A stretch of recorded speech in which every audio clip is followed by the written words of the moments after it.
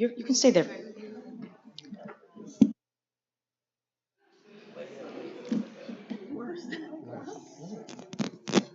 I know, we'll put it over there. Good morning. This is the Board of Appeals, Town of Hempstead, May 20th, 2026, 9:30 meeting. Will everyone please stand for the Pledge of Allegiance? I pledge allegiance to the flag of the United States of America and to the republic for which it stands, one nation under God, indivisible, with liberty and justice for all. Mr. Chairman, do you have any opening remarks? I do. I see a lot of fresh faces in the audience. So for those of you who have not appeared before us in the past, I'll give you a brief overview about how we conduct the hearings, and then we'll move on to actually call the cases. So in terms of priority, we will first call for any adjournments. If there are any requests for adjournment, we'll take those cases first, and then we'll dispose of them. We generally take renewals right after that, and once we're finished with those, we get into the calendar. The proceedings are videotaped. We have a court reporter here. If there is anyone who opposes any of the applications, we would ask that you not attempt to speak over anyone else, because you can only take one thing down. The hearings are archived so that you can refer to them in the future. In terms of evidence that we will accept, this is not a court of law. We're not constrained by the rules of evidence. The strict rules of evidence will take almost anything that is pertinent. And I think that's about it. And I just want to ask why everybody looks so somber. This is not, you're not going to be guillotined this morning, so don't worry about it. Mr. Chairman, we have one application for adjournment. It is case number 254 of 26, Merrick, 711 Speedway Store number 45045, renewal of grant to maintain double-faced illuminated logo sign with LED price sign, not permitted. Overall size, 122 square feet, 61 square feet per face, and overall height, 23 feet 1 inch, setback 4 feet to property line on Sunrise Highway, and within clear sight triangle, also known as 46 Sunrise Highway and or 2080 Sunrise Highway. Mr. Chairman, you are aware that we have been dealing with 7-Eleven in Texas. They were unable to send a representative today. They will be available on either June 3rd or June 10th. Do they have, they don't have people here? I mean, is there a way to get this fixed so it's not? They do, and we are in communication with them. They were unable to send a representative today. I thought last time they promised that they would have someone here. Give them June 10. At 11 o'clock? Yes. First case we have today is, that is all for the adjournments. The first case we have is 258 of 26, Belmore Engine Company Number 2, Inc., amusement rides special event, duration June 24th, 2026 through June 28th, 2026, also known as Town of Hempstead Parking Lot B3. 255. Step up, sir.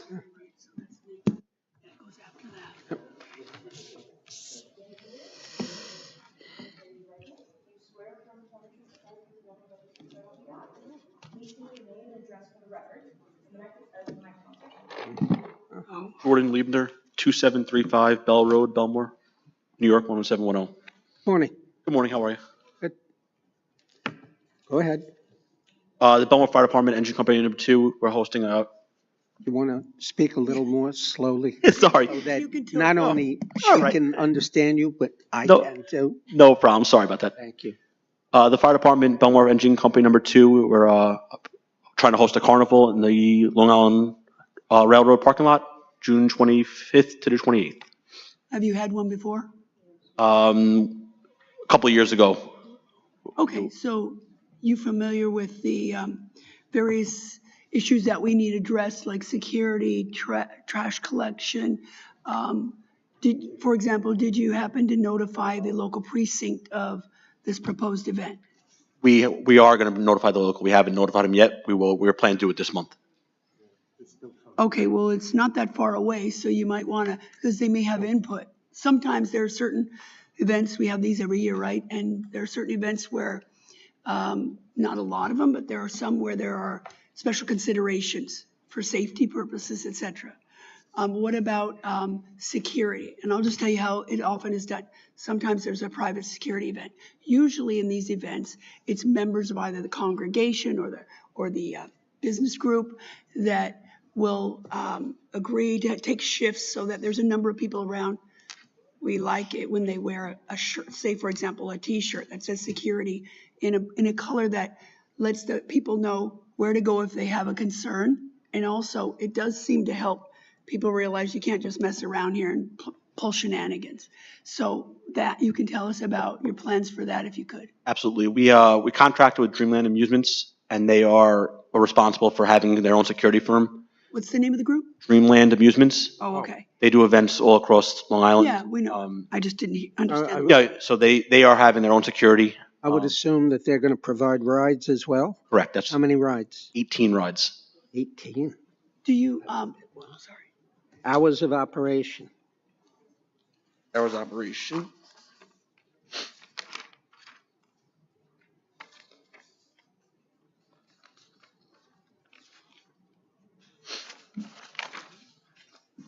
It's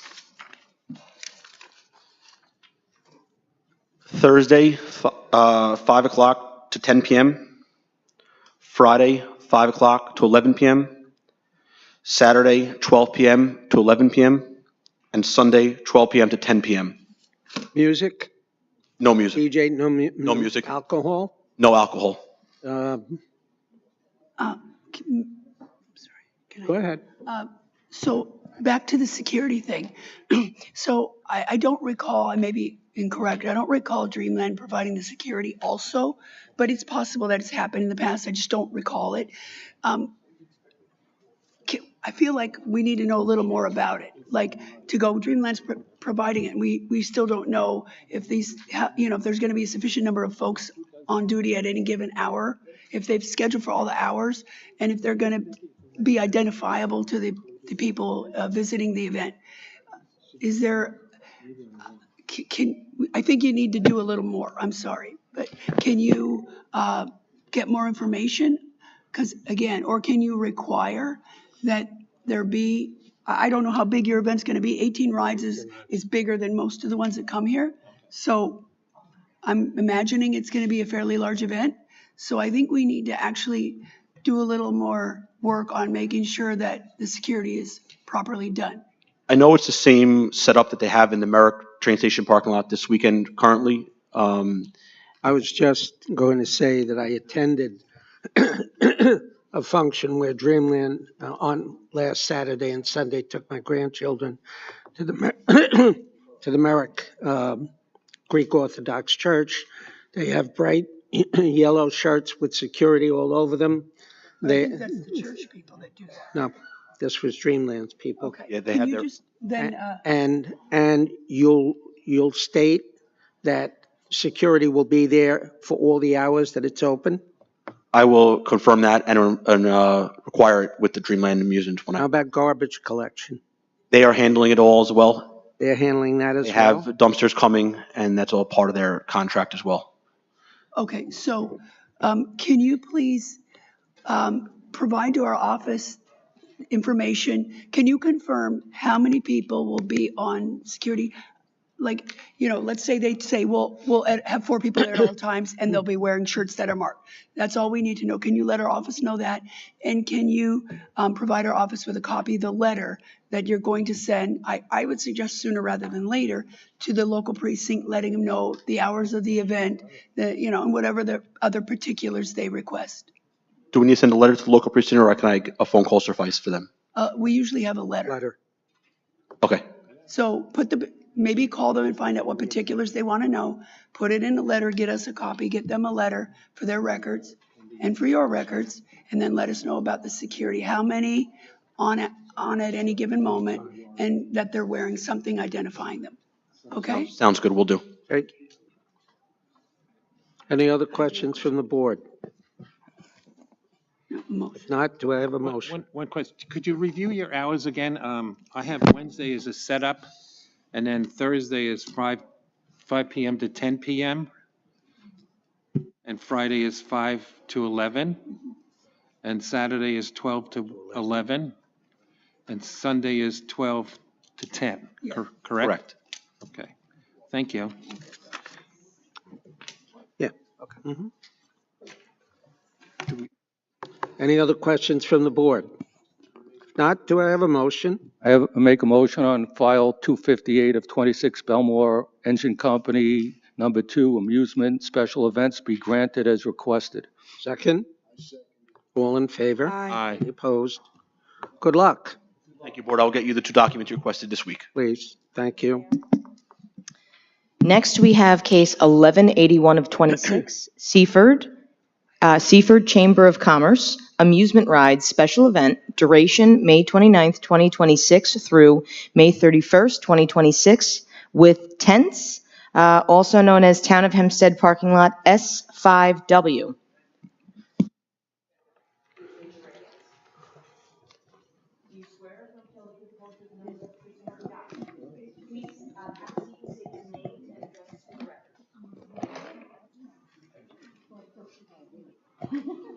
Hi, my name is Oleg Zivkovich.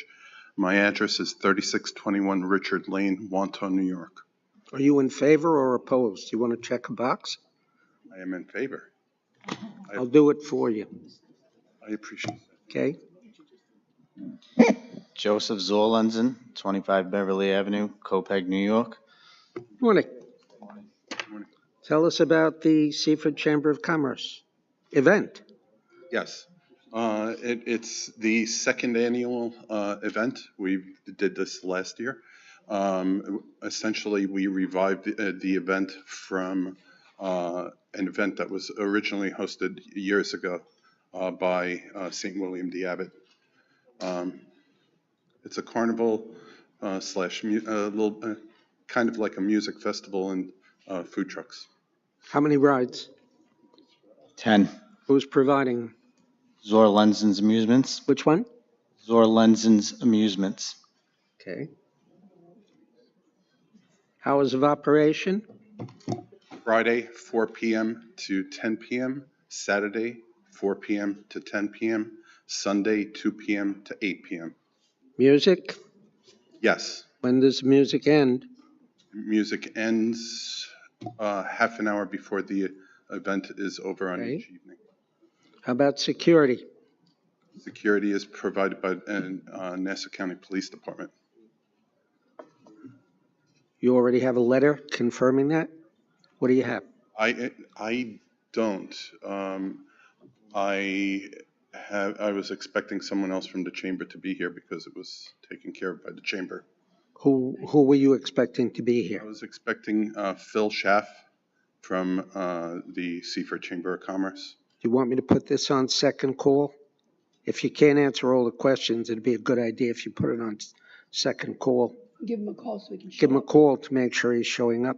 I texted him as I walked in, and I didn't receive an answer. Well, the second call would mean We'll, you'll go we'll, back in the audience. and we'll hear it about 11 o'clock. Is that okay? Okay. At the Okay. very least, if you can't get him here, you could get the answers. Yeah. Yes. So what we're gonna wanna know about trash, security, music, hours, and rides. Yes, I have answers for all of that except that one question. Okay. Okay. So get that and we'll second call We'll you. put you on second call. All right. Thank you. Next, we have case 255 of 26, Near Valley Stream, Robert Akari, renewal of grant to maintain 5-foot 8-inch high fence, also known as 43 Heatherfield Road. Anyone here on this case? Nobody signed in, sir? You wanna Second call, or? give me a call? It's a fence Do we case. know who it should be here? Yeah, this is the one, fence this case. one was, the inspection is a year old on that one too. The renewal was 8/24. Inspection was 5/27/25. Mhm. So What'd you say, Gail?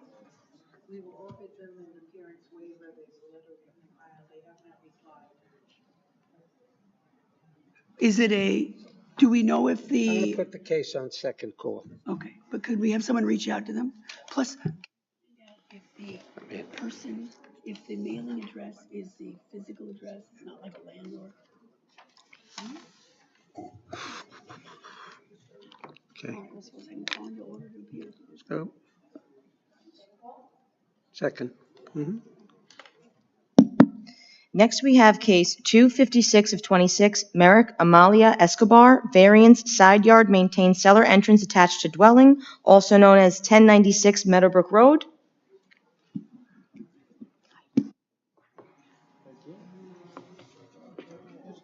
It's in the basement. Thank you.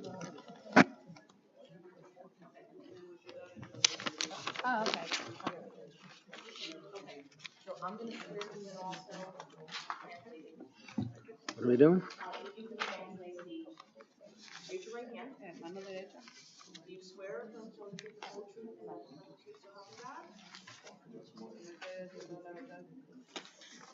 And raise your right hand. Do you swear to translate from English to Spanish and from Spanish to English to the best of your ability? Sorry, yeah. As you see, we have a translator here. She's in town clerk's office. Okay. Okay? Mhm. So, please state your name and address for the record.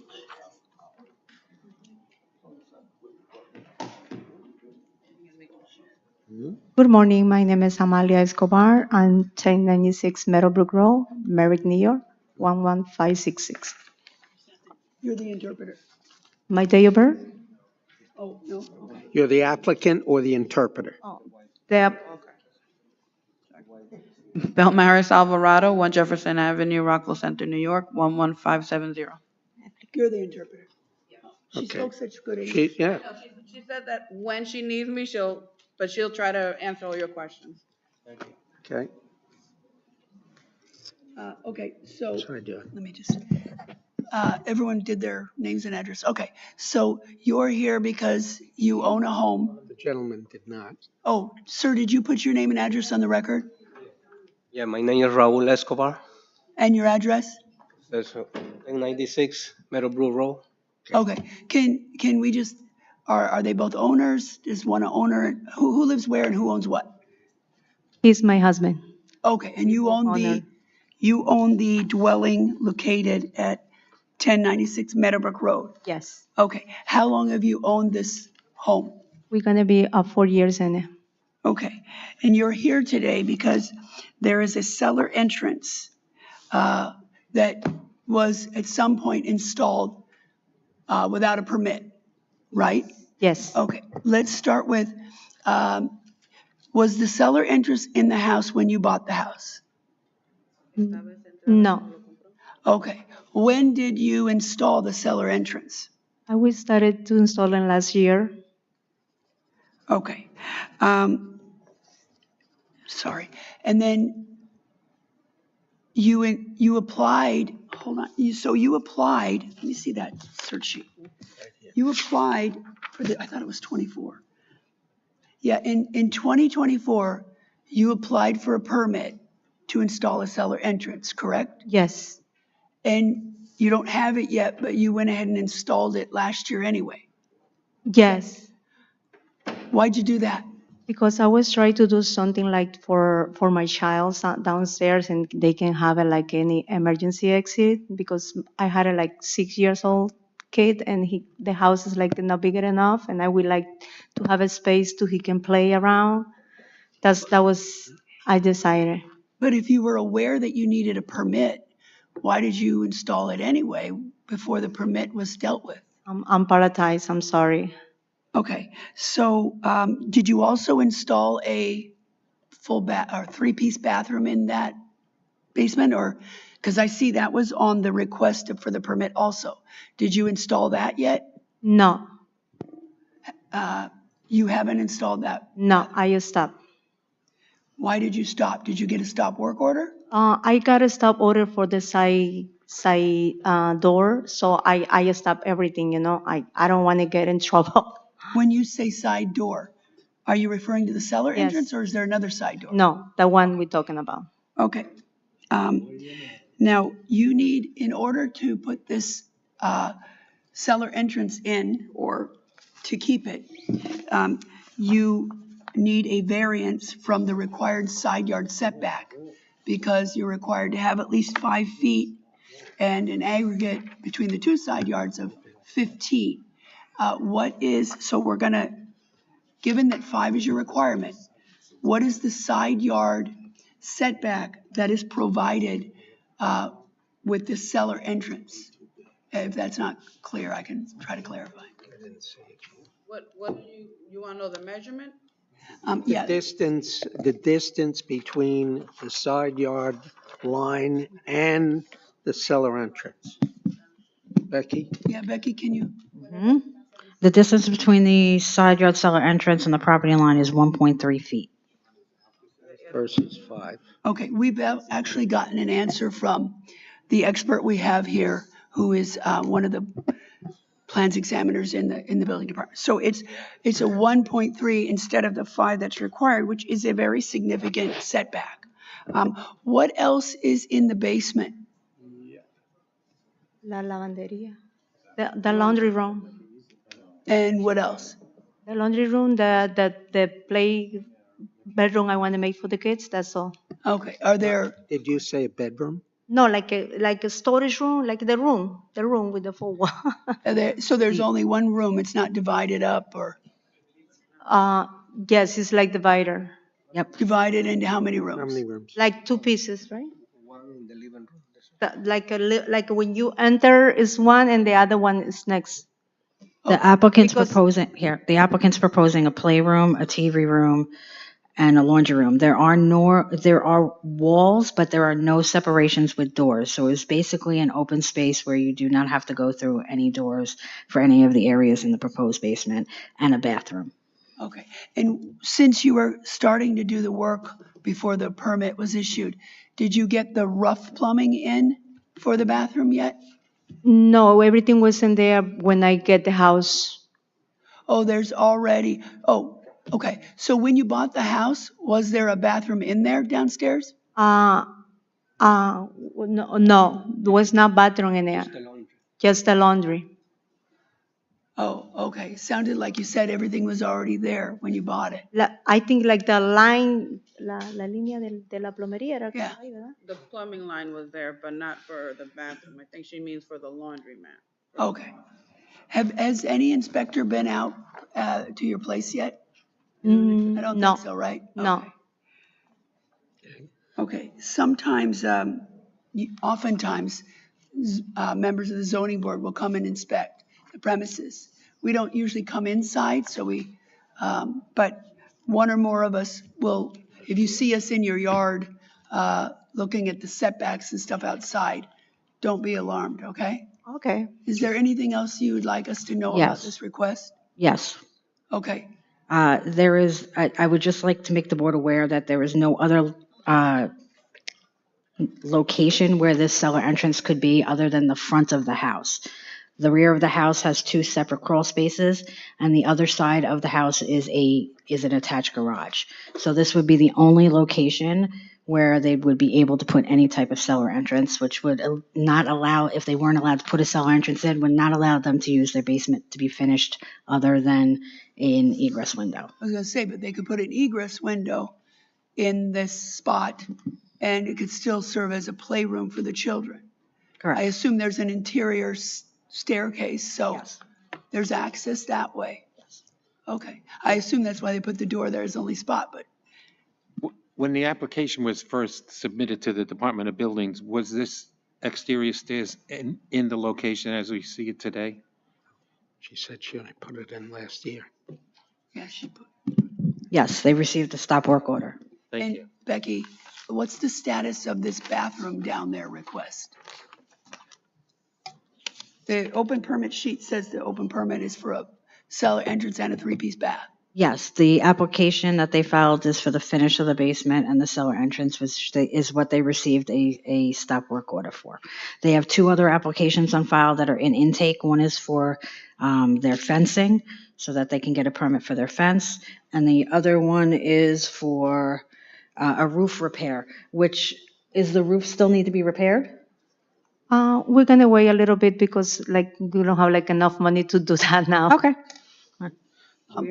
You, no, The go ahead. fence, I already Go took a ahead, look Joe. at this, at the plot plan, and the plot plan shows that the fencing is in a completely legal as of right location.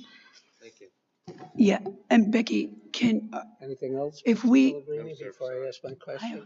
go ahead. I have Okay, a so you testified that you're going to use the basement as a playroom. Is there any reason that you need a stall shower in that bathroom?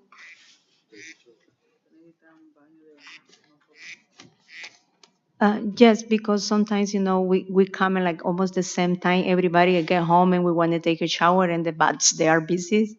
So that's the reason. Becky, may I ask you, if this were, if we gave them the right to have a egress window there, would they then be granted the right to have the bathroom? Yes. Because on our calendar, we're not passing on the bathroom. So if we didn't grant them the right to have the cellar entrance or the egress window, would they still get the bathroom? No, they'd only be permitted to have storage and a laundry room down in the basement. Because they don't have a second means. Okay. Correct. Anything else you'd like to add?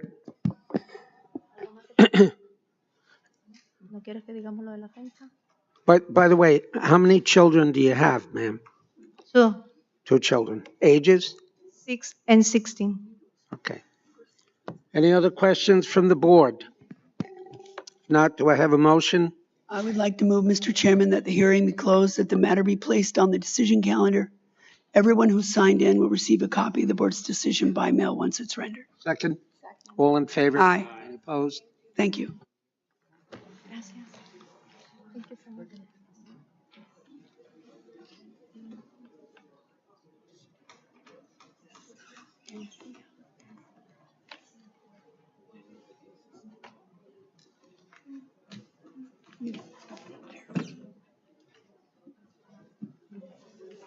I just said to Joe before. Next, we have case 25726, Belmore, Frank and Marissa Sinelli, variance side yard, maintain 2 AC units attached to dwelling, also known as 2040 Hendricks Avenue. You swear or affirm to tell the truth, the whole truth, and nothing but the truth, so help you God? Please take a seat, state your name and address for the record. Lisa Koshia with Permits Arrest, 338 Jericho Turnpike, number 396, Syosset, New York, 11791. Good morning, Mr. Chairman, members of the board. I'm here representing Mr. Sinelli, who wishes to maintain 2 AC units. This property is located in a Residence B zone.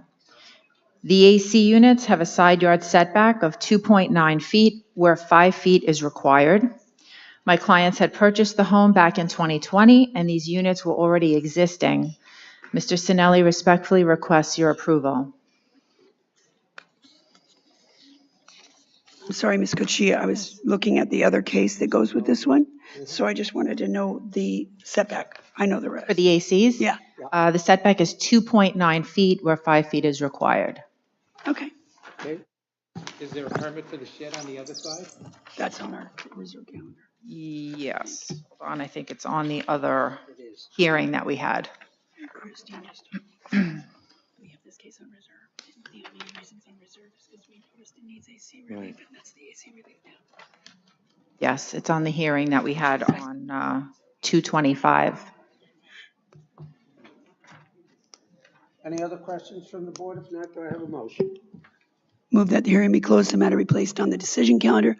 Ms. Kochia, you'll be notified by mail of the board's decision once it's rendered. Second? All in you. favor? Aye. Any opposed?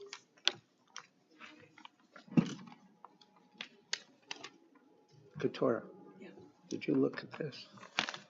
This is on the block, no? Next, we have case 25926, Lido Beach, Hillel Brick. Install pool not permitted in side yard, replace 6-foot-high pool enclosure larger than pool installation area in forward of the dwelling on Buxton Street, also known as 50 Buxton Street. Oh, Buxton Street.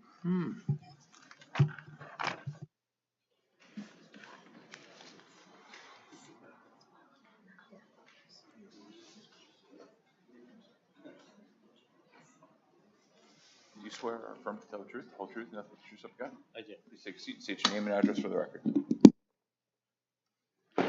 Andrew Brom, 1924 Belmore Avenue, Belmore, New York, 11710. Good morning, Mr. Chairman, ladies and gentlemen. My name is Andrew Brom. I'm an engineer, and I'm representing the Brick family. They cannot be with us today. They are at their daughter's musical performance in Florida last night. And we are proposing a 15 by 44 swimming pool and a side yard, as well as a fence that is forward of the dwelling. If you notice, this property is in Lido Beach, and the pool cannot fit in any other location due to the geometry there. The pool meets and exceeds all local and state codes, except for zoning, a pool is not permitted in a side yard. You'll notice the fencing has clear sight triangles on both sides because of the driveways, both from the neighbor and from this property. And essentially, we're looking to have some room forward of the pool, so we have it at 13 feet to where the proposed fence would be that requires your approval. And the equipment is located behind the house in the proposed location. Does the board have any questions? Well, Mr. Brom, just as to the fence, in Lido and in many other neighborhoods, we really try for safety reasons as well as aesthetics to keep fences pushed a little back, a little off of Buxton Street. I am very familiar with this house. And while it is true, there really isn't a place for a pool except that side yard, and I can appreciate that. And I do appreciate that you made an attempt by putting in the clear sight triangle angles. What is I'm trying to see, I can't really see what the proposed setback of the flat part is To, in relative to Buxton. So, it's got there's a 17-foot number there. no, that's for the pool. But for the fence, I'm not seeing, So the fence, there's a 4-foot dimension, and that's off the property line there. oh, okay, I see it. Yeah, there's so many numbers. So you're proposing setting the parallel piece of the fence 4 feet off. So, usually we try to keep it at least 10. So for that small section, you'd lose about 4. We'll have to deliberate. But if we were to do something like 10, we might be able to adjust the angles so that you gained a little there. It's not Are you proposing to change the number of 4 foot to 10 foot? something like that. And maybe we could find some, I don't know, we have to deliberate. But I just wanted to let you know that, we also, as a board, consider the precedential impact. Well, you grant one on this street, even though there are always different circumstances, driveways being a good example. So we also have to think about the impact a fence going up to 4 feet away from the front yard property line is going to have on the remainder of the neighborhood. There are a lot of 6-foot fences forward of the dwelling in that neighborhood that aren't legal. Matter of fact, I think there's 32 of them and 1 or 2 of them is legal, and a lot on the interior lots. The corner lots present a different equation. But at any rate, so I just wanted to let you know, we'll deliberate. 1 or more of us will take a look. I'm familiar with it. I live not far from there. So otherwise, I have I'm sorry, is that something the board will decide after this and just grant their decision saying modify 4 foot to whatever you? Oh, you mean, would you have to reapply if we? No, we would come up with a decision as it relates to all the issues presented and render it all at once. And I get the season is here, so I think we can probably try to do it quickly. Understood. Thank you. Okay. Any other questions from the board? If not, do I have a motion? Nope. Point. Oh, Come on. Did she sign it? She's in favor. She looks like she's in favor. Mr. Braun, would you move your bag, please? That's Sinelli's. Oh, there it is. You could stay. Mr. Braun, have a seat again. This lady's going to get sworn in, and then she's going to sit. Oh, Bath. Okay.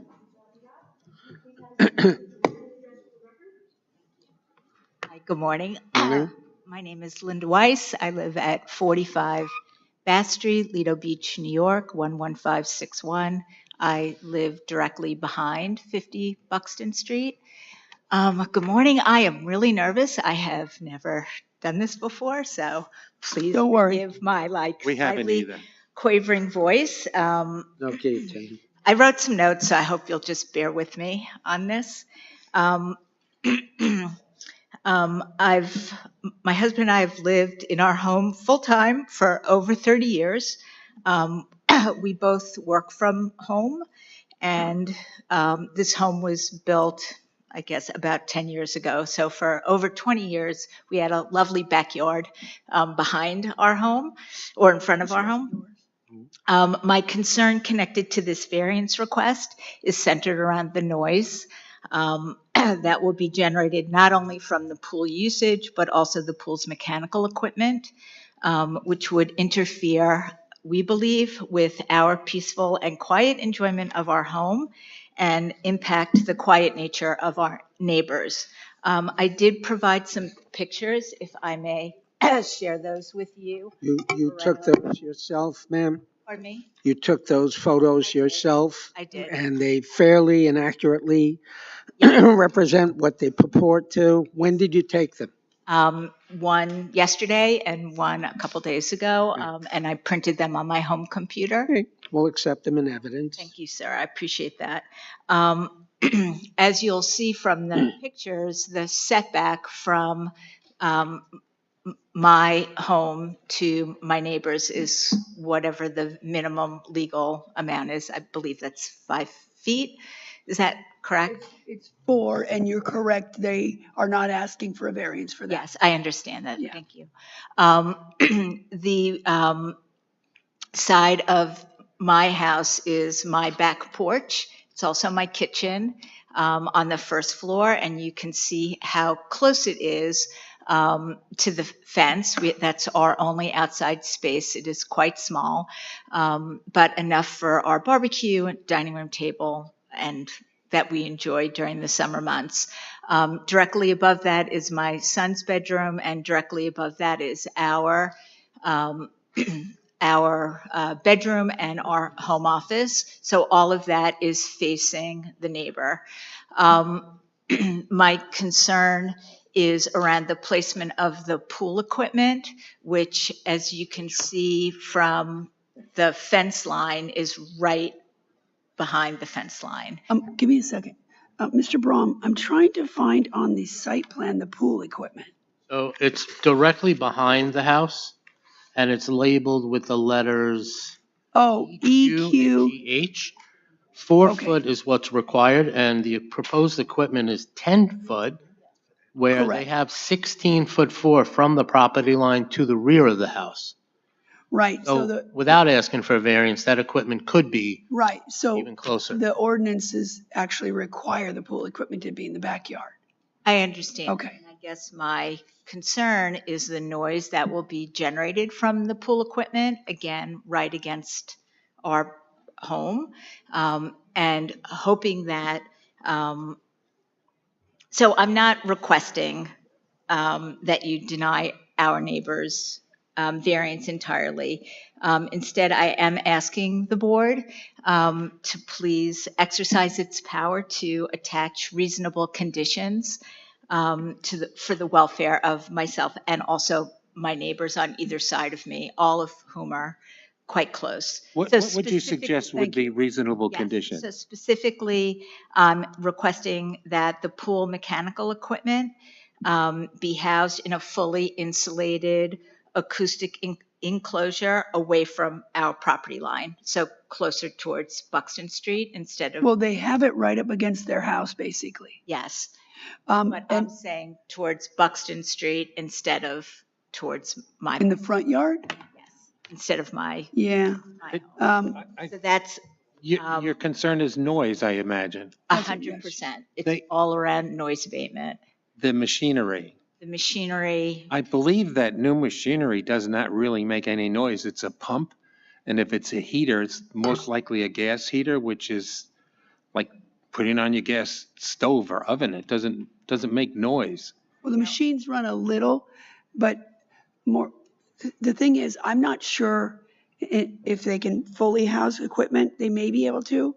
I have some stuff around some of mine, but they also some of them need exhaust and air flow. So you want it to be in the front yard? so I guess I'm just asking that instead of it being pushed back, that it be pushed forward towards Buxton Street. Again, their pool is going to go the whole length of the property, so pushing it forward instead of back and not, again, on top of, and as you see, they have that platform, which does generate a lot of noise. That platform has 4 AC units and a generator, and that already is, right there, and this is going right underneath it. So there is a lot of noise when we're sitting out there. It's just this constant hum that I'm trying to mitigate. Becky, are there permits for the generator and the air conditioning units? That platform, I believe, was there. Okay, let's see. The folks moved in a year ago. Okay.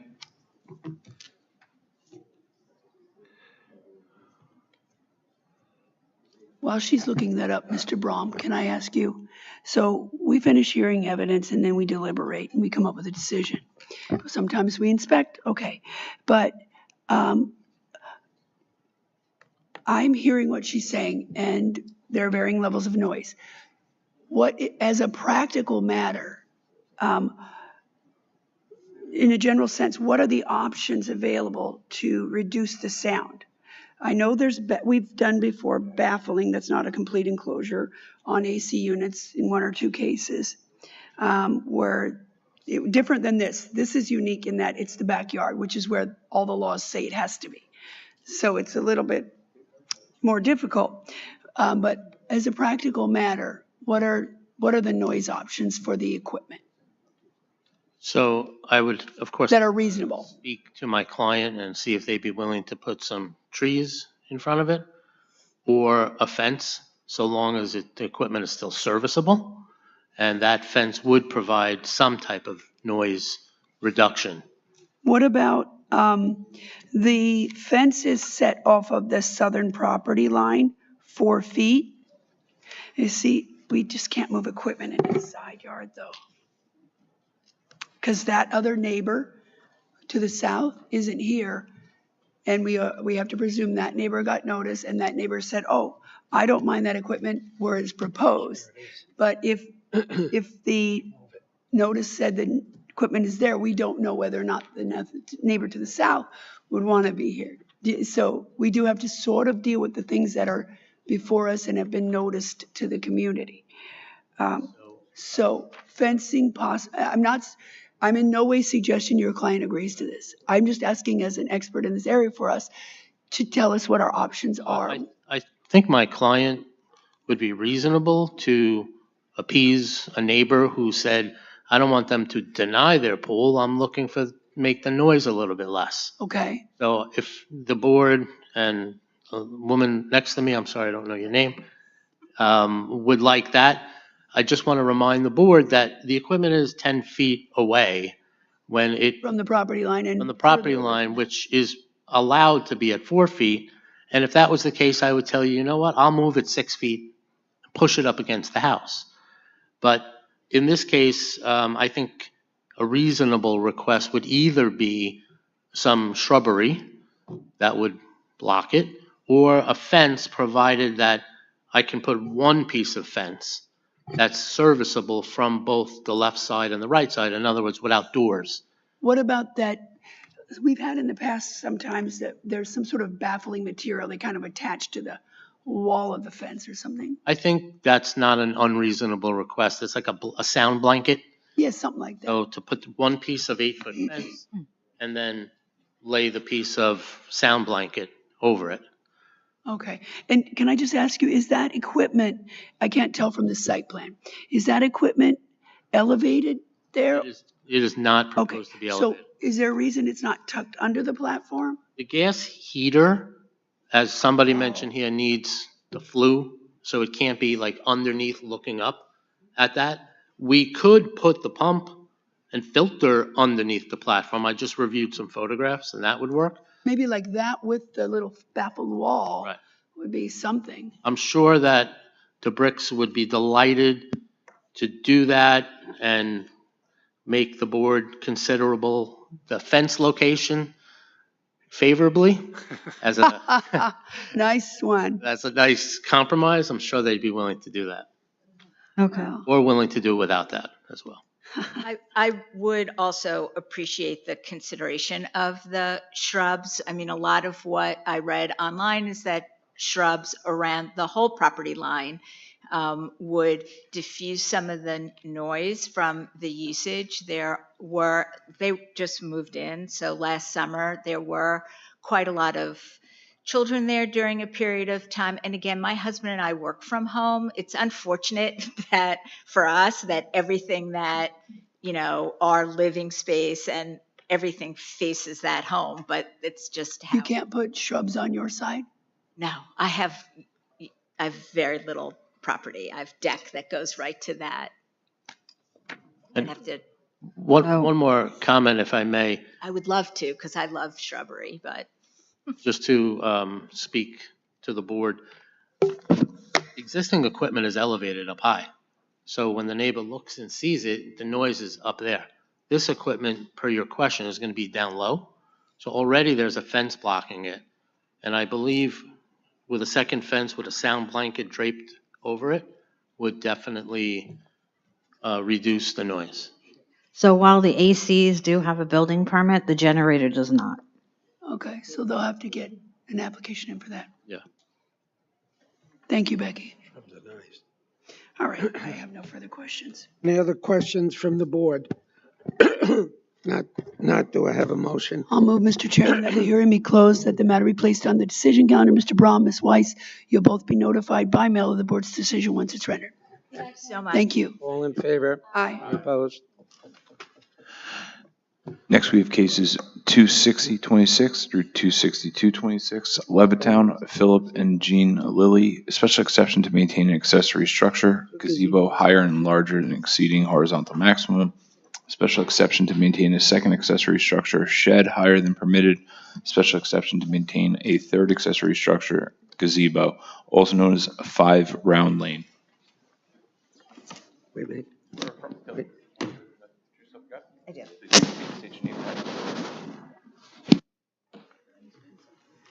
Tina Pangallo, 549 Hempstead Turnpike, West Hempstead, New York, 11552. Philip Lilly, 5 Round Lane, Levittown, New York, homeowner. Good morning, Chairman, members of the board. I'm representing Philip and Jean Lilly of 5 Round Lane in Levittown. The property is located on the east side of Round Lane, 114.43 feet south of Maple Drive East in the LPRD district. We're requesting special exceptions to maintain 2 gazebos and a shed. Gazebo A is 14.6 by 10.8, where the maximum length and width allowed is 12 by 12. The maximum square footage allowed is 144 square feet. The square footage provided is 157.68 square feet. The maximum height allowed is 9 feet, and the height provided is 10 feet, 9 inches. Shed A is a second accessory structure and violates the maximum height allowed of 9 feet. The shed is 10 feet. It is a 10.4 by 8.2 shed that complies with the length and width and square footage allowed. Gazebo B is 7.8 by 6 and 8 feet 4 inches high and complies with the setbacks, lengths, and widths, but it is a third accessory structure and therefore requires a special exception. The shed has been there for over 20 years and the gazebos over 10 years. The larger gazebo provides space for outdoor dining and entertaining, and the smaller gazebo has a portable barbecue and refrigerator. The homeowner will agree that the gazebos not be closed in at any time in the future. And since there is no garage or basement, the shed provides a place for storage. The homeowner was not aware that permits were required when he purchased the shed and the gazebo from Costco. And we're respectfully asking the board to grant these variances.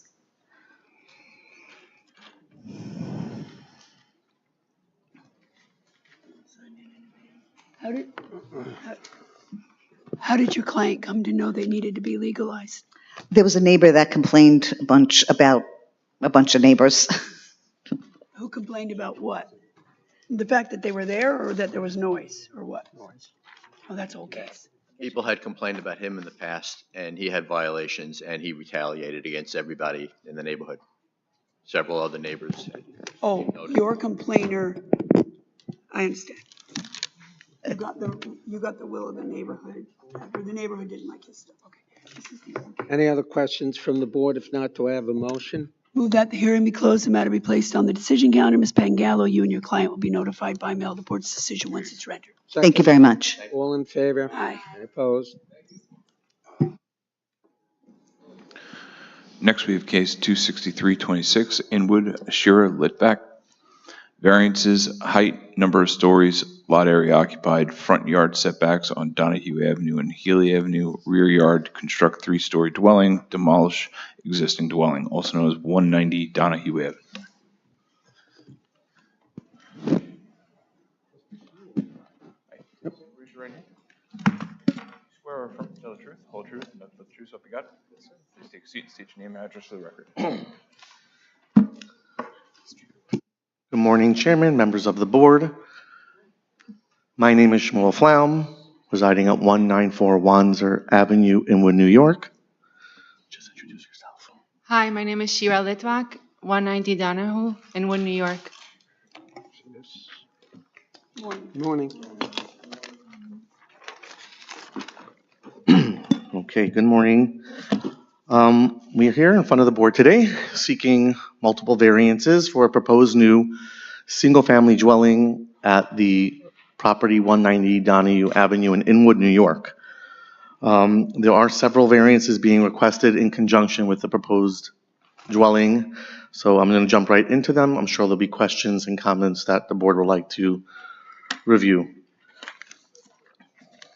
The proposed dwelling is currently proposed on an undersized lot of 4,000 square feet, where the minimum required is 6,000 square feet, and it's undersized in width as well at 40 linear feet rather than 55. So starting off with an undersized, non-compliant lot is already a Herculean task, specifically for this family who is currently a family of 10. There's 2 parents, 8 children, and they're looking to move to this area, and they purchased this property a few years ago, and I've been working with them for several years to design this new single-family dwelling. In order to accommodate the needs of the family, the design is triggering several variances related to different aspects of the building zoning regulations, and so I'm going to just jump right into them. I already stated that the lot area and width is non-compliant, so those are existing non-compliant conditions, but further, the proposed design, where it's required to have a 25-foot front yard on Healy Avenue and Donahue Avenue, we're seeking variances for each front yard. The proposed front yard on the Healy side is proposed to be 4'3" to the lot line, where on the Donahue Avenue side is proposed to be 23'6".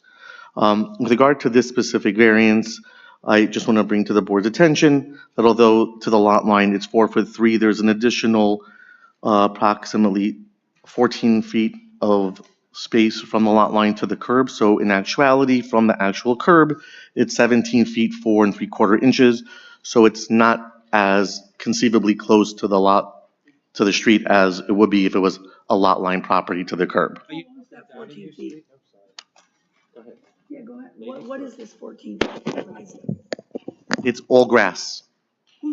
Oh, it's town property. it does not belong to the owner of this property. So I don't know what you call it. It's public right of way, but it's not developed. There's no street, there's no sidewalk, it's just grass. So that's the frontage on Healy Avenue.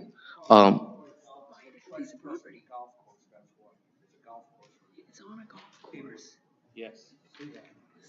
That's correct. There is on the intersection, there is a golf course running the entire expanse of Donahue. With regard to the other front yard, we're proposing 23'6". There is also an additional 5 feet of grass there. So the one I just addressed that's very close to the lot line is the one on Healy. The one that's 23'6" from the property line is facing Donahue, but there's additional 5 feet forward of that lot line too. I just want the record to be clear. You're referring to Healy and Donahue, not the other. Sorry, apologize. So just to set the record straight, the larger of the two proposed front yards is facing Donahue. The smaller one is facing Healy. Thank you. Pleasure. The next variance being sought is for rear yard. Rear required by code to have 25 feet. We're proposing a 15-foot setback to the lot line at the rear across all stories.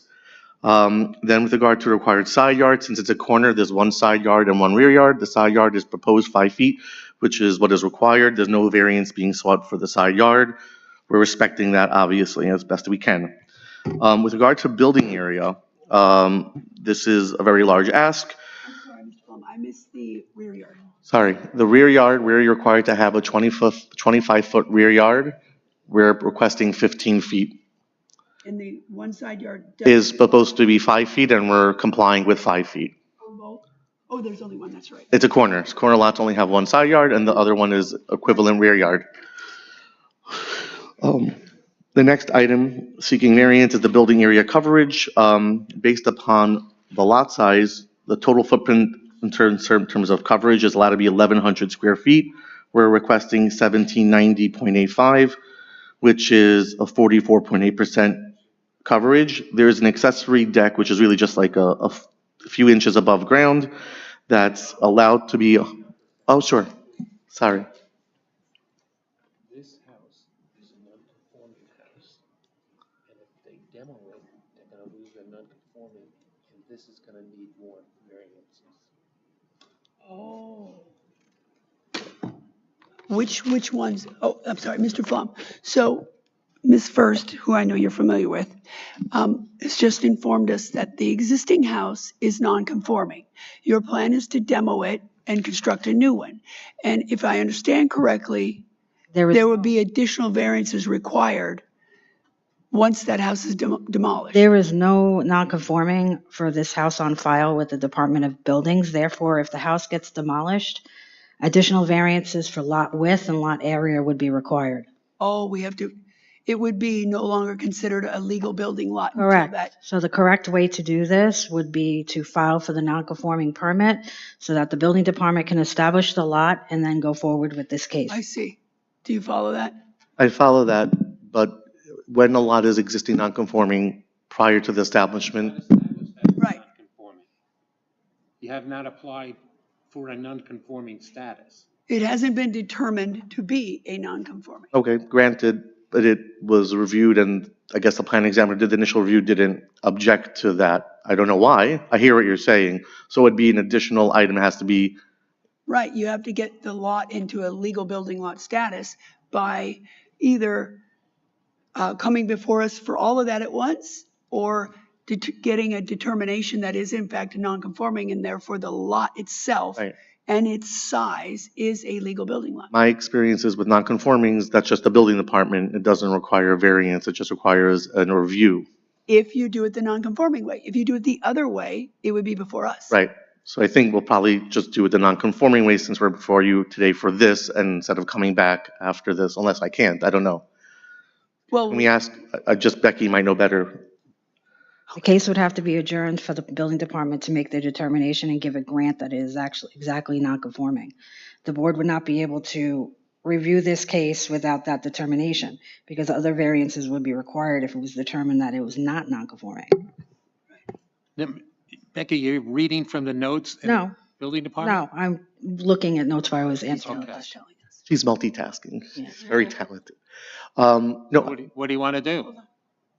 can I finish at least is there any point in finishing the testimony, or not pointless or moot because we have to go back and get the additional? I have a question. Is the dwelling still there? The current dwelling is still there on the site. Okay. Otherwise, you couldn't go that route. Right. So Becky, if the building gets demolished, Right, it's obvious. Without a non-conforming, then additional variances are required. more additional variances. Yeah. So it would be prudent for you to have your client file for a non-conforming. Stop this proceeding, take an adjournment, and then come back with the full Monty, if you will, whatever, you know what I mean? A completed application, which is in your best interest. Sorry, I was listening to what you were saying. So irrespective of whether the house is there or not, it still needs a non-conforming, but it would be, I thought you had said that if it was knocked down, it would need additional variances. If it's knocked down, then all bets are off. You'd have to automatically because you never got a non-conforming. No, 100%. But in this instance, you're saying even with the house still being there, I still have to get the non-conforming approved to come back. Yes, but it's not going to be a full non-conforming. Since your intention is to build a new house, we would be giving you a non-conforming lot. So we would only be establishing the lot with conditions that if this permit was not followed through with, that the whole non-conforming would be void. Got it. Okay. Complex, but I think I understand. Analysis requires dwelling to be there, even though with full knowledge it's not going to be there. Got it. 1 second, let me just speak to my. Sure.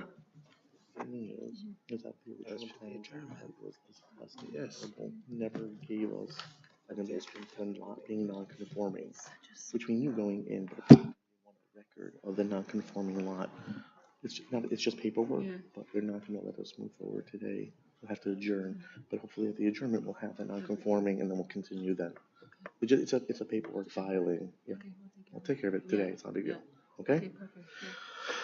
Okay, I just conferred with my client. We're going to ask for an adjournment, the next available date, but by that time, hopefully we'll have the non-conforming filed and approved. Becky, do you have any ability to estimate how much time is needed? Okay, but from the time they file, What an answer. I mean, he wants the first available date, but there's no sense giving that if he can't be ready by then. I just have no ability to assess. I think most of the paperwork we have. But I'm asking from the time. Patrick, when is the next available date? And then we'll ask whether or not Becky believes that gives the applicant sufficient time. July 1st. Becky? Okay. July 1, what time, Patrick? 11 a.m. I'm having a procedure done, I think, is that July? Yeah, I'm having a procedure done. Next available July date, 22nd. Patrick? July 22nd. July 22nd. Is that okay? Mr. Flown? 11 a.m. Is that That should be okay? fine with me. July 22nd, what time? 11 a.m. 11 a.m. Thank you for coming in. Thank you. Good luck with your surgery. Mr. Flom, do you think it's helpful to have Becky in here? This is a good new addition, isn't it? Oh, I love having Becky Yeah, here. me too. I think Becky should be here full time. Well, No, she should be sitting there. Yeah. Tried to transfer the BZI. They won't let me. I know. they won't give you up. Thank you. Thank you, members. Thank you, folks. Thank you. Thank you. Have a good day. You too. Next, we have case 26426, near Westbury, Cecilia Reyes. Variances, lot area occupied, rear yard, maintain one-story addition attached dwelling, also known as 86 South Cabot Lane.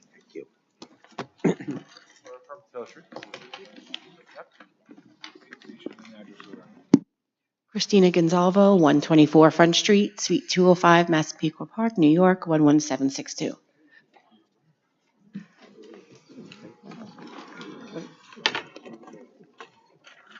Good morning. My name's Christina Gonzalvo. I'm from Long Island Perfect Permits, 124 Front Street, Suite 205, Massapequa Park, New York, 11762.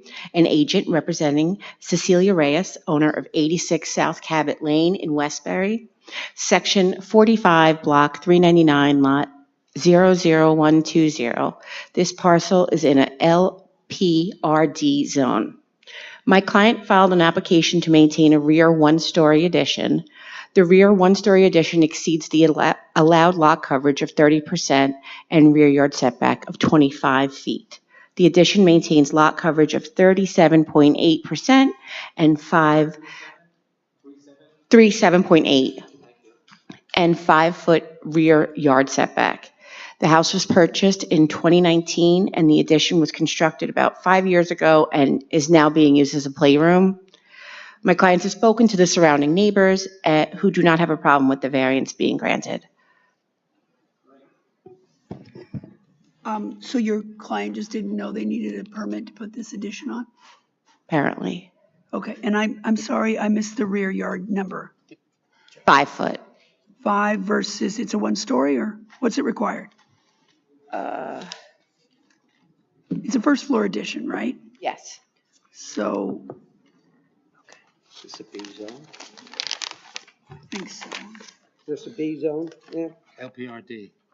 Oh, PRD. PRD. How'd you know that, Joe? Just by She said knowing it. No, she said it was LPRD. Yes. I was listening. Thank you. Rear yard is 12. And this addition, I take it, is in the rear yard where you're. Correct.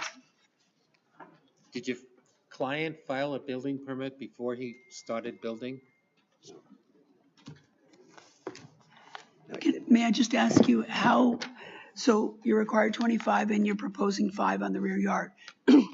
What was it before the addition was on? There was nothing there. No, I mean, what was the rear yard setback? Oh, 25 feet. So it was in compliance. So this addition is 20 feet deep. I believe so. File and jump. Oh, yeah, it's 19.95. Yes. All right, so. Screw it, I'm going anywhere. 19.9. Has your client received any complaints from any neighbors? No. I think so, but. And how did he come to know he needed to legalize this? I believe they were just finishing on some open applications. They had other applications? Yeah. Did your client file a building permit and then proceed before the permit was issued? How did that come about that the application is before us today? I believe they were filing for other permits.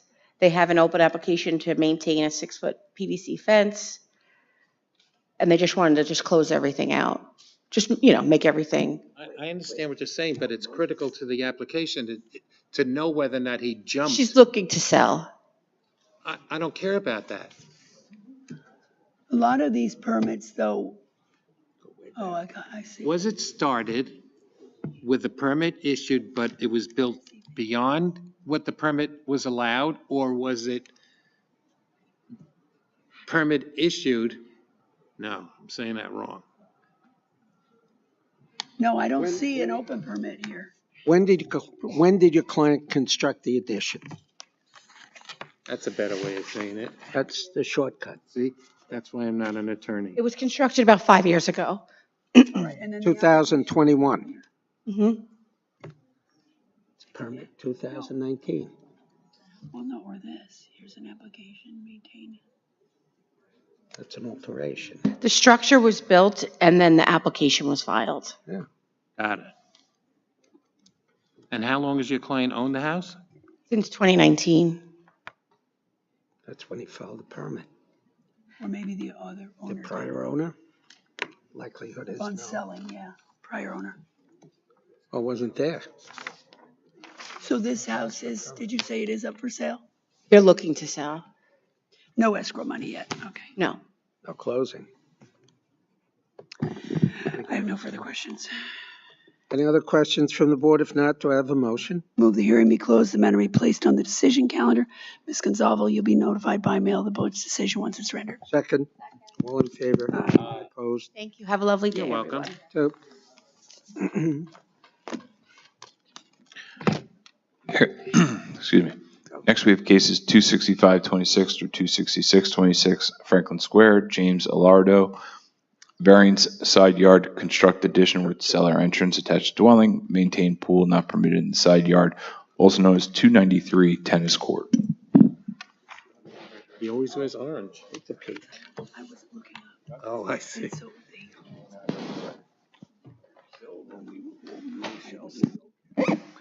Kurt Jacobs, 95 Crystal Drive, Riverhead, New York. James Lotto, 293 Tennis Court, Franklin Square, New York, 11010. Mr. Tony? Jacobs, you always wear orange for Joe, don't you? I love it. Well, yeah, it's sort of, Well, because Joe always talks to him about orange. It's his favorite He's a color. good man. okay. Mr. Chairman and members of the board, James Zalato has asked me to appear before you with his variance requests. Okay. I would first like to go over with you a brief history of the lot. In 1960, a variance was applied to for the board for lot width and lot area occupied to construct a new dwelling. That I have this decision, and I have a copy of the survey from the original house. Noted on the search sheet. Also, in 1968, I have a copy of the original tax card. The lot width was doubled to include lots 260 to 263, making the lot go from 40 feet in width to 80 foot in width. So I'd like to put those three documents into evidence. We'll accept them. Okay. Mr. Lotto has owned the house since December of 2013. He occupies the first floor with his wife and two children, and his mom is upstairs with a senior residence status. He proposes to add a one-story rear addition, 17 foot deep by 25 foot wide, for 2 bedrooms for his children. It will have a finished basement as a recreation room and an outside cellar entrance. The original house had an outside cellar entrance when it was built. Was that included in the original application? I'm not sure. Good answer. But the side yard of the existing 5 feet was created when the lot was only 40 by 100. Now, because of the lot width being 80 feet, it's required to be 8-foot side yard because of the increased width. That's our variance for the rear addition because we are aligning the new addition with the existing house that has the 5-foot side yard. Also, we have an existing above-ground pool of modest size, 11.3 feet by 17.4 feet. The building department determined that the pool and pool equipment is in the side yard, which isn't allowed, and it had to have a 5-foot requirement, and it's only 4 feet from the side yard. And it's considered the side yard because it's not within the rear 25 feet of the property. I would like to submit to the board 12 letters of consent, which includes all the surrounding neighbors across the street. And I'd like to make a point too that it includes neighbors on Cambridge Avenue, which is the incorporated village of Garden City, and lot 279 and lot 278 are owned by the people on Cambridge, and those lots are both vacant, and that's the side yard where the pool is. So there aren't any neighbors close to where the pool is in the side yard. I have the 12 letters, plus I have a key map showing all the lots on their side of the street, the ones in Garden City and across the street. We'll accept those in evidence. 12 letters of consent.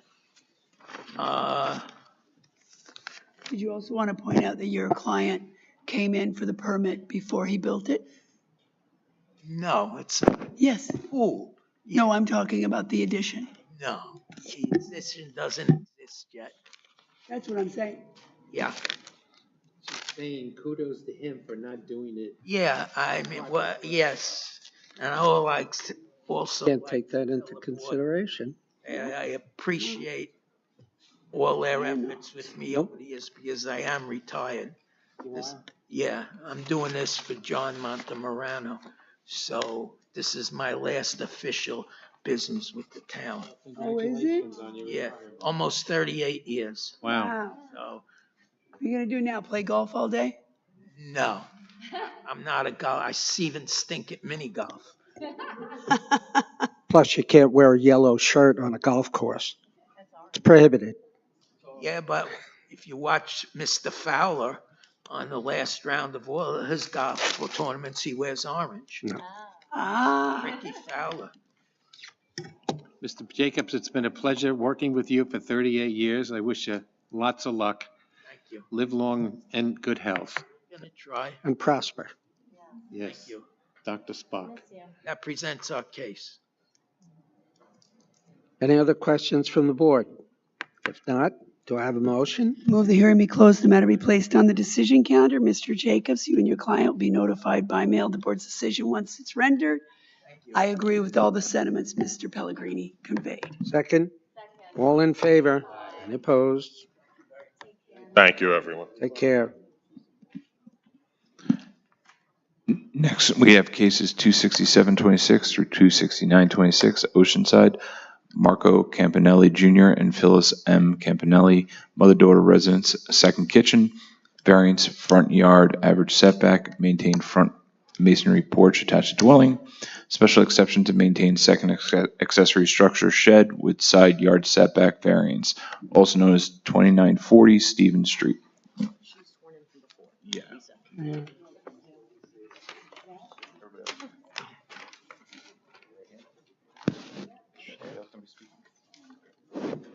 Swear or affirm to tell the truth, the whole truth, and nothing but the truth, so help you God. Take a seat and state your name and address for the record. Just let the record reflect, Ms. Kashia, we have you sworn in from earlier. Lisa Koshia with permits or us, 338 Jericho Turnpike, number 396, Syosset, New York, 11791. Phyllis Campanelli, 2940 Stevens Street, Oceanside, New York, 11572.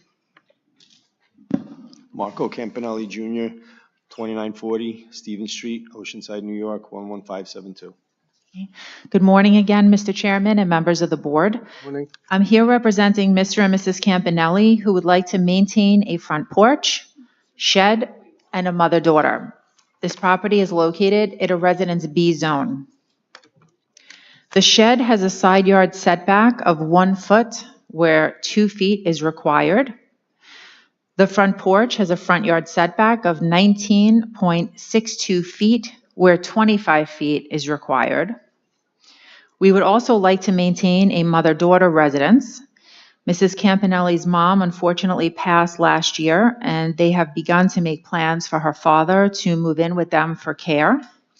As of now, it is Mr. and Mrs. Campanelli with their son Marco on the main floor, and their daughter Gabriella, who is here, but she's sitting behind us. She will be living upstairs.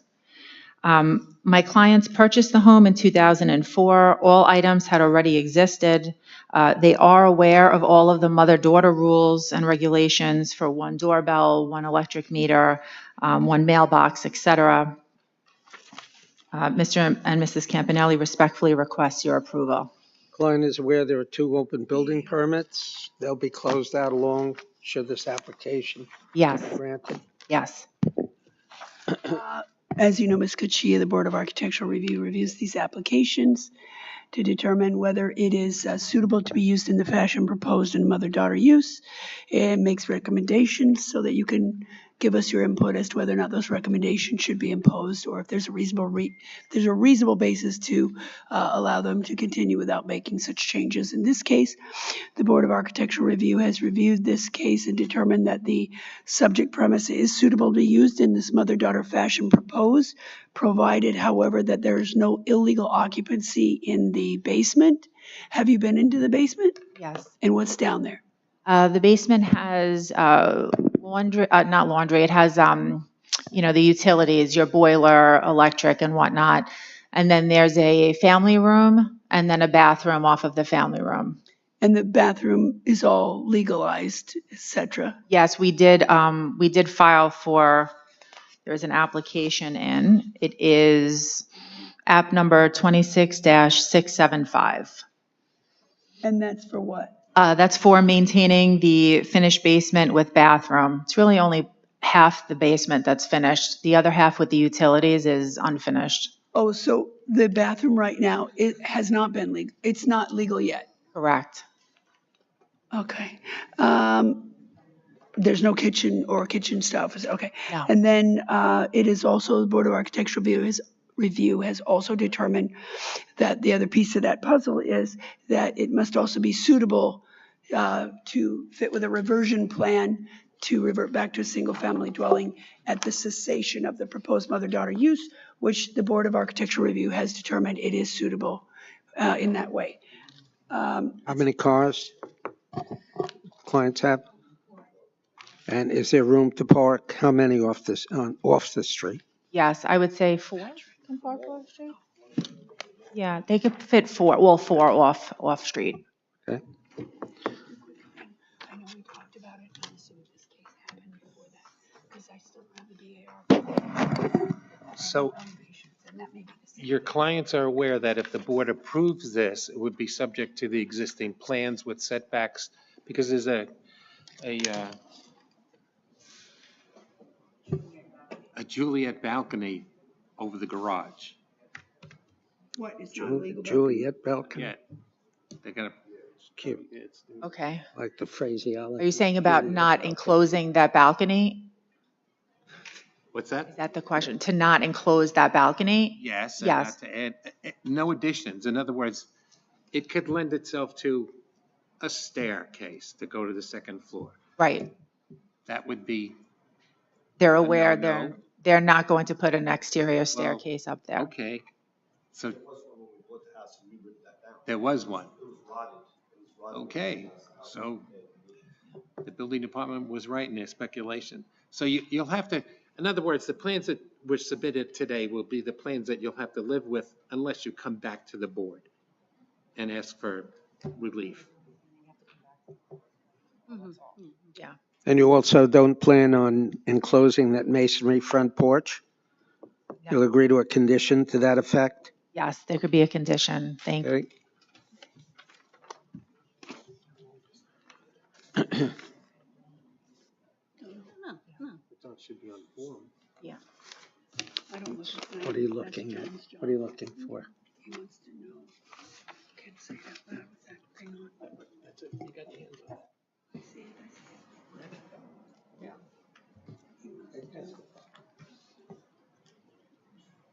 I don't know. Okay, thank you. Okay with that? Yeah, all right. Any other questions from the board? Do I have a motion? Move the hearing be closed, the matter be placed on the decision calendar. Ms. Kachia, you and your clients will be notified by mail of the board's decision once it's rendered. Thank you. All in favor? Aye. Thank you. Stephanie, you okay? Or you need a break? You okay? She looks like she's 16. Next, we have cases 27026 through 27326, East Atlantic Beach, WKLS 27 Oswego LLC. Variances, lot area occupied, front yard average setback, side yard's aggregate, construct second story deck, attached dwelling. Variances, lot area occupied, side yard's aggregate, rear yard, maintain outdoor shower attached dwelling. Variance, side yard, maintain AC unit attached dwelling. Variances, lot area occupied, rear yard, maintain accessory structure, playhouse, also known as 27 Oswego Avenue.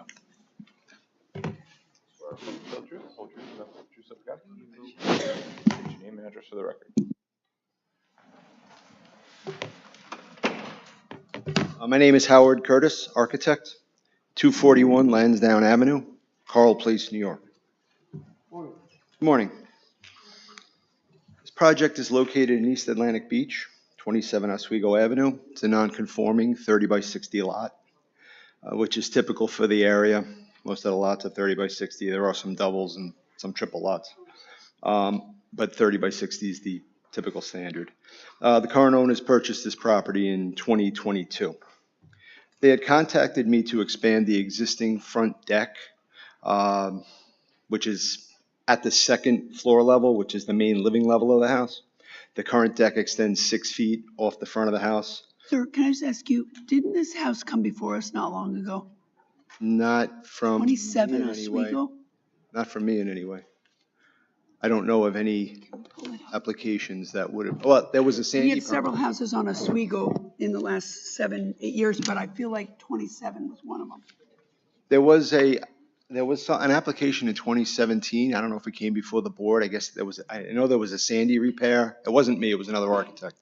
And I have a plot plan produced also in 27, which shows a maintained residence. Becky will probably look it up, because I feel like 27 was one of the ones that came before us. We had like 3 or 4. Oh, wait, Becky, you have something? 27 was not one of the ones that came before you. So there's currently a 6-foot front deck off the second level, which is pretty much useless when, these properties have no yards. There's 4 feet around the house. So it's really kind of useless once you put chairs and a table. So they had requested, can we make that a little deeper? Well, of course, it's in the front yard. So my suggestion was, if we can get the deck from 6 feet to 7'6", at least you have a little more usable area. The average on the 200-foot average is 2.05. Our 1'6" extension maintains our new average at 2.4. So we're beyond the allowable. We do have side yard issues because of the 30 by 60 lot, the non-conforming issues. But in the filing for that deck, which needed a variance in and of itself, it triggered these other items that are at the property.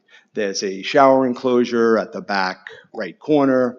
A survey from 2017 shows a previous shed behind the house, which is no longer there, but the owner built some sort of elevated makeshift like playhouse for his 2 boys.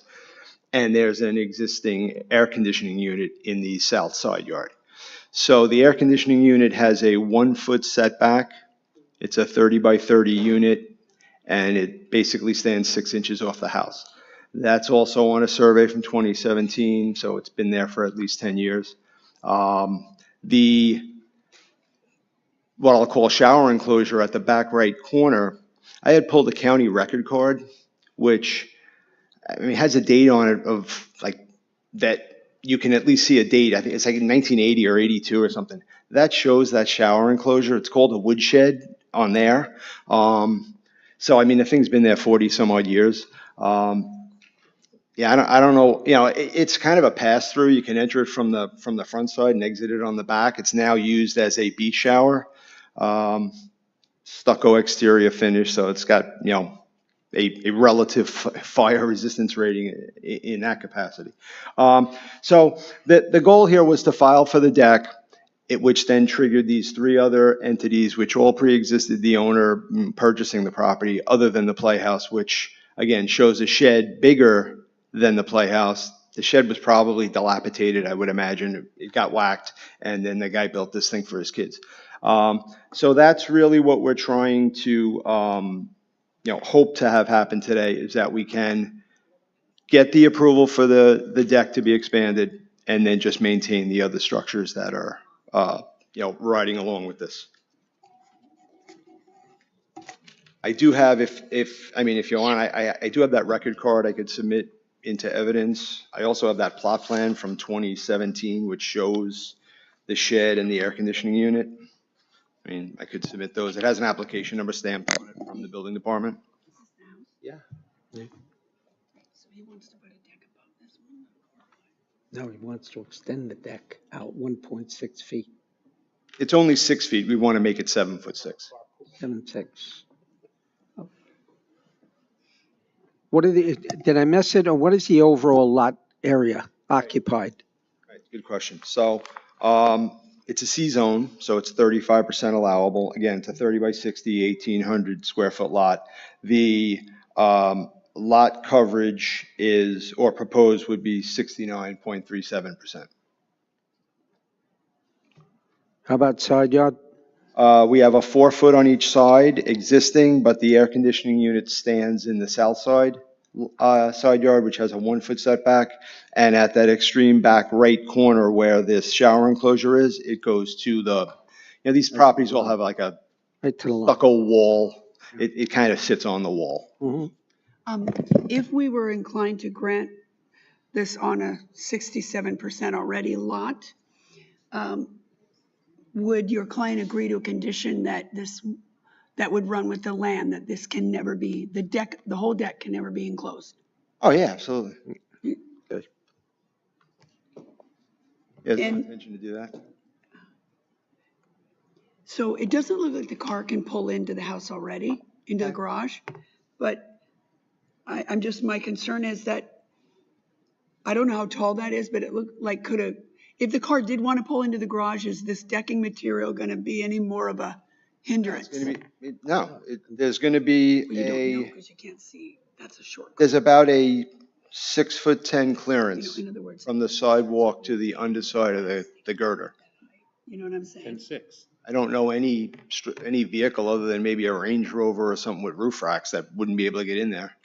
Well, I can see though that when you pull in, so the deck is here, right? So it starts here. When you pull in, it starts declining the road. So I'm just don't know if pulling that out where it's higher is going to. I don't know if you're looking at the right property. It's relatively maybe flat. not. It's relatively flat. In the garage. That's not not property. It says 25. 27. Oops. There you go. Dumbass. You showed me that. I'll let the neighbor know that he may have an issue. Yeah, let me just look though. I do want. 25 was one of Probably the that ones that looks the must have same. come Google before the Earth board. failed me. What can I tell you? It did, I was looking yesterday just to confirm some things, and it pulled up that same exact picture for me, and I'm like, It did, huh? So I'm in good company. 27, us week, huh? Any other questions from the board? I just want to look at the house. Is it the same design? yeah, Both it's just the houses deck are. is just getting deeper. This one. Ugh. Okay, I'll close it, I guess. I just wanted to, I move the hearing be closed, the matter be placed on the decision calendar. You'll be notified by mail of the board's decision once it's read. Second, all in favor? Any opposed? Thank you. Is it this one? Wait, No, Oh. it says it's 20. it's a gray house with a, No, it even shows the address. No, oh, there's a gray house. 2-car garage? one car, entry door in the center. Moped in the front? People entry door in the center. That's it, that's it. That says 29.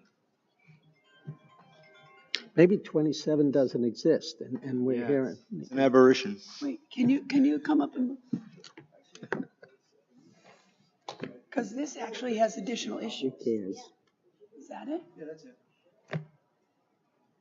Or does it say 29? Who cares whether they can locate it? Okay, so, Why you- because we would want no enclosure there. You're younger than I am. Okay, we're gonna condition, it's a good thing you looked it up. So we'll condition no enclosure above and no enclosure below. Okay. Yeah. About no further enclosure? No further on, we have to be specific. Oh, we do? Okay. I thought no further enclosure is pretty specific, above or below.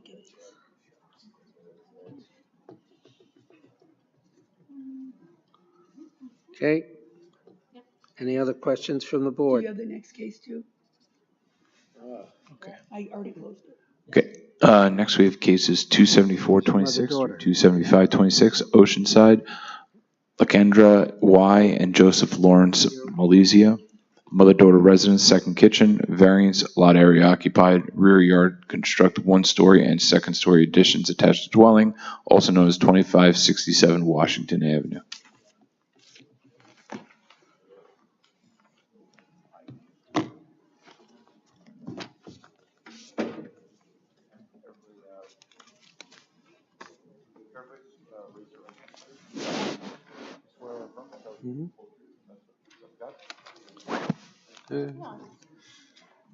Sir, I have you sworn in from earlier. Just again, your name and address for the record. Howard Curtis, architect, 241 Lansdowne Avenue, Carl Place, New York, 11514. Joseph Malizia, we live at 2567 Washington Avenue, Oceanside, New York, 11572. Lakendra Malizia, 2567 Washington Avenue, Oceanside, 11572. Morning. Morning. So this property is located in a B zone. It's a corner property in Oceanside. The lot size is 100 by 100. As stated, I'm here today with the owners, Joseph and his wife, Lakendra Malizia, as well as Joseph's parents, Larry and Maria. The variance is requested for this project for the construction of an 813 square foot, one-story rear addition that incurs lot coverage and rear yard variances, and for a mother-daughter use for Larry and Maria.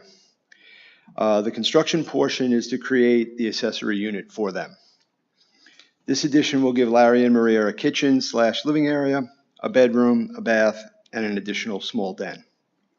Larry and Maria had lived in New Jersey and recently sold the family business that they operated for over 40 years. I know Larry was a bit heartbroken about having to give up something that he built his whole life around, but you know, New Jersey is probably the most expensive place in the world other than Long Island. So they needed to downsize, and they also wanted to be closer to their 2 grandchildren. Larry had fallen last year as well, and he spent a decent amount of time recuperating from some broken bones. So being closer to his son and daughter-in-law made a lot of sense to them, and sharing the home with Joe and Lakendra and their 2 grandchildren became their best option. As well, Maria suffers from COPD, so this home is a split level, and we tried to eliminate as much steps as we could. So the air unit is basically at grade. The only steps that really she would have to deal with, probably not even on a daily basis, is if she went up, you know, the half level to where Joe and his wife live and the grandchildren. So it's really a super convenient, issue for her. Our proposed lot coverage is a modest 4% over the allowable of 27.5. We're requesting 31.6. And the rear yard setback, because of the addition, is 19.65 proposed, where 25 is the required setback. The addition does not extend past the adjacent garage, which also has that same 19.65 setback. So we align the addition with the garage, and there's close to 20 feet behind the addition. Everyone has a full understanding of the mother-daughter requirements, that approving this variance requires a 2-year renewal process, along with the stipulation that code enforcement has the right to re-inspect the property. Is the renewal 3 on mother-daughter? Did they change that? 3 though, right? Oh, okay. Okay, Makes it easy. yeah, okay. The stipulation of code enforcement has the right to re-inspect the property as deemed necessary. Project conforms to all the parameters as far as front yard, corner front yard, side yard setback, building height, distance separation as per New York State Code. We feel this proposal is not egregious in size or appearance since it's tucked in the back of the property. The exterior will match all materials and like in kind. We know of no objections or concerns. In opposition, we have a letter from the neighbor directly across Allen Avenue, which is south of the Malizia residence. So he would be, from his front door, he would be looking at the side of this addition in the Malizia backyard. So he has a letter of support we could submit into evidence. And that's pretty much our proposal. We hope that the board would, look favorably on this application. Great. Go ahead. You gonna go through the cars? Okay. So as part of a mother-daughter immediate family application, the Board of Architectural Review reviews the applications to determine whether or not the premises is suitable to be used in the proposed fashion and to revert back to a single-family dwelling at the cessation of the use. They often make recommendations like take out this door at the top of the stairs, bottom of the stairs. So we give the applicants an opportunity to tell us why that would be unduly burdensome, either because of safety of children, safety of pets. Sometimes it's just unduly costly. Okay, so in the case of the application before us now, the Board of Architectural Review has determined that it is in fact suitable to be used in the proposed fashion, and it's suitable for a reversion plan at the cessation of that use. They actually have made no recommendations, so we don't need any testimony on that. I apologize if you went over it. How many cars do you folks have? We have 2, and my parents will be bringing 1 car. Okay, so how many cars can you fit off of the street? So they currently have a 2-car garage, and in front of that, there's the ability to place an additional 4. So they could potentially have 6 cars off street. Okay, so they can fit their 3 off of it even if they can't use the garage. And there's probably street parking also. It's not like you can't. And it's a corner, so.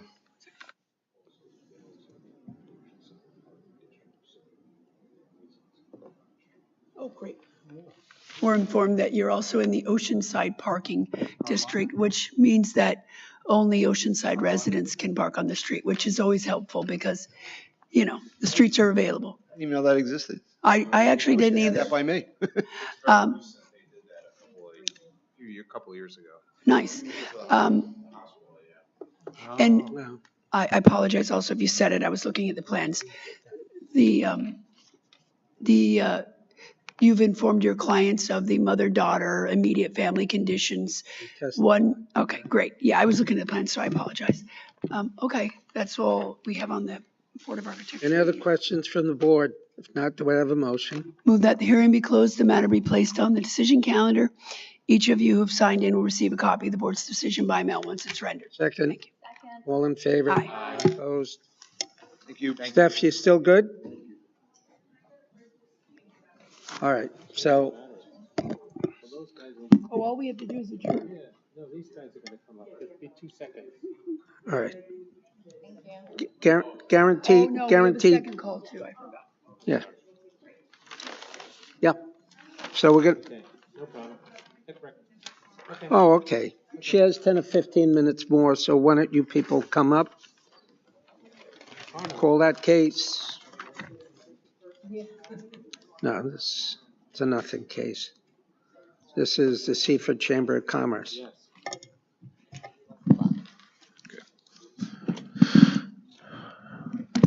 So will be second call in case 118126, Seaford Chamber of Commerce, amusement ride special event, duration May 29th, 2026 through May 31st, 2026 with tents, also known as Town of Hempstead Parking Field S5W. Sir, can you please stand up? Yeah, Raise your right hand. Do you swear from tell the truth, the whole truth, and nothing but the truth, and help you God? Swear. Okay, please state your name and address for the record. You gentlemen were sworn in before. Did he sign in? Did he Philip sign in? Schaff, 2617 Neptune Avenue, Seaford, New York. Gail's Took him off the beach, huh, fellas? Pardon me? You took him off the beach, it looks like. I was delayed on my run this morning and dropping the kids off to school. I apologize. It's okay.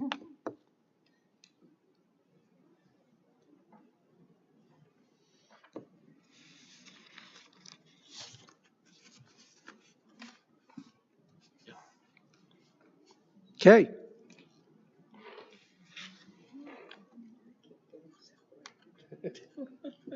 Had outstanding questions on the security, I believe. Correct.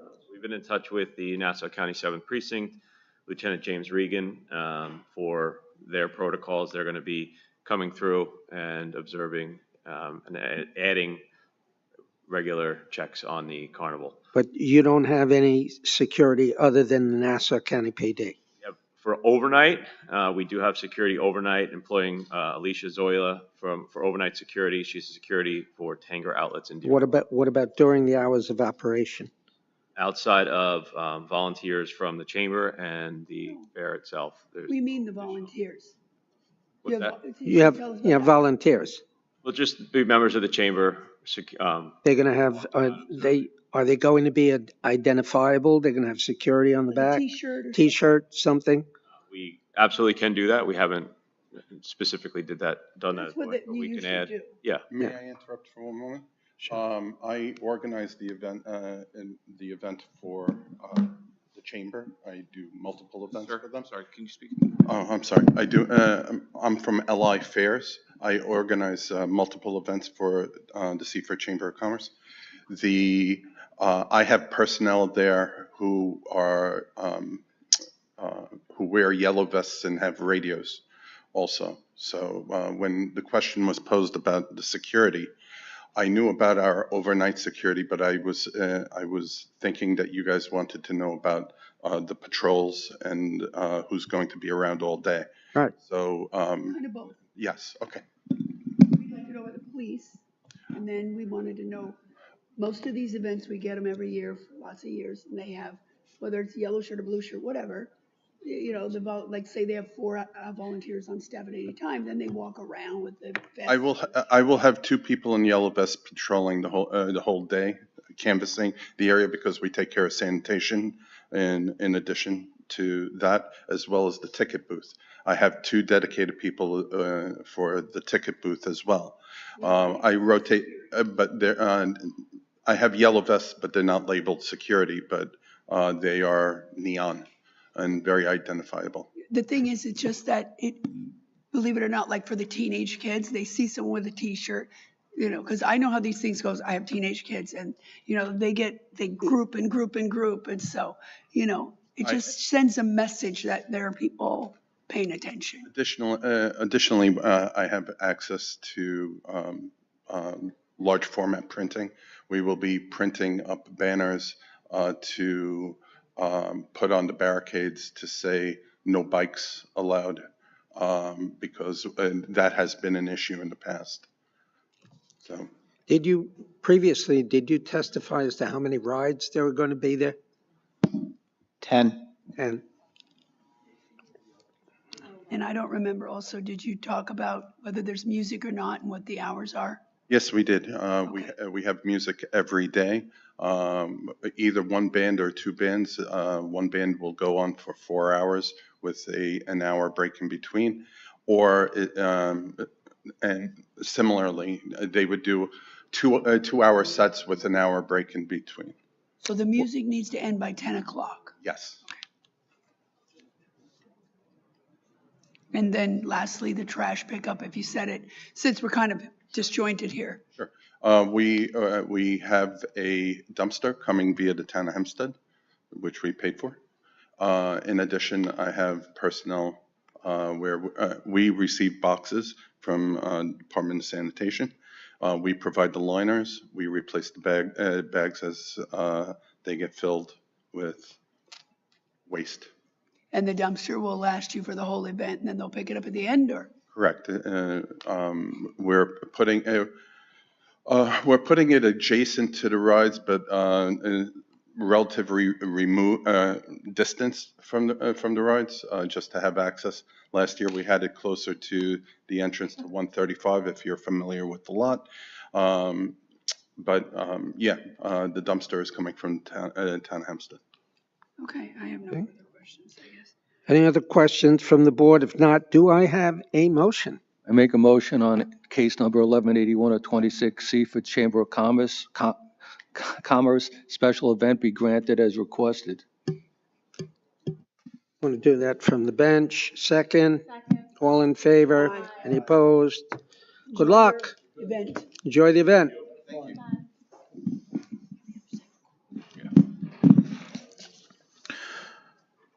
Mr. Chairman, we have another second call, case 25526, near Valley Stream, Robert Ikari, renewal of grant to maintain 5-foot 8-inch high fence, also known as 43 Heatherfield Road. Mr. Chairman, we do not have anybody signed on for this, signed into this hearing. Gentleman back there, wait a minute. Oh, okay. Yeah. Which 7-Eleven? The 11 o'clock one or the? 7-Eleven one. There's two. Wait a minute. My niece is getting married on 7-Eleven, and she sent a winning invitation to 7-Eleven. Okay. So we do not have anyone here, let's clarify it. We don't have anyone here on 255 of 26. Correct. that The correct? renewal paperwork was sent to them, and they did not check that they wanted an appearance waiver. Oh, we're gonna have to order them to appear because we made that temporary for a reason. Yeah. I mean, I guess unless do we want to send the inspection? Again, they just, the paperwork that they sent back, they did not check off that they wanted the, Oh, so they did send it back though, so we know they got it. yes, correct. They just did not appear today. So. But if they had the permission to waive the appearance, they just didn't opt to waive the appearance. Correct. They had the option, they just didn't waive it, and correct. The board can grant it an appearance waiver, which Okay. you have done in the past. I think that's a good idea. All right. So in light of the fact that it is a fence case, although the last inspection was a year ago. I know. So we'll send Plumer out to inspect it. Yes, sir. Yeah, okay. Bring a booster. All right, thank you. Yeah, this is 52725. All right. We're going to grant an appearance waiver. All right. Building Department inspected the premises on May 27, 2025. They found that all conditions previously imposed by the board are being complied with. Do I have any other questions from the board? Mr. Chairman, I would just move that the hearing be closed, the matter be placed on the decision calendar, the applicant will be notified by mail of the board's decision once it's rendered. Okay. All in favor? Aye. However, how long is this renewal good for? 5 years? Want to renew it for 2? We could do that when we decide to decisions. Okay. I'll keep that in mind. Mr. Keep it in mind. Because that means they have to pay. All right, I think.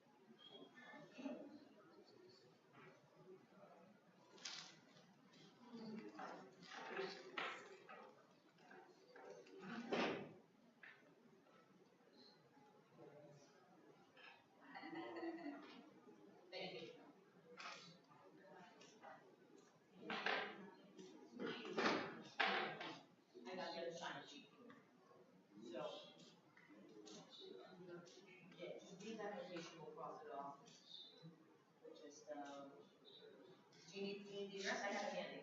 I have it handy. Start writing your name, sir.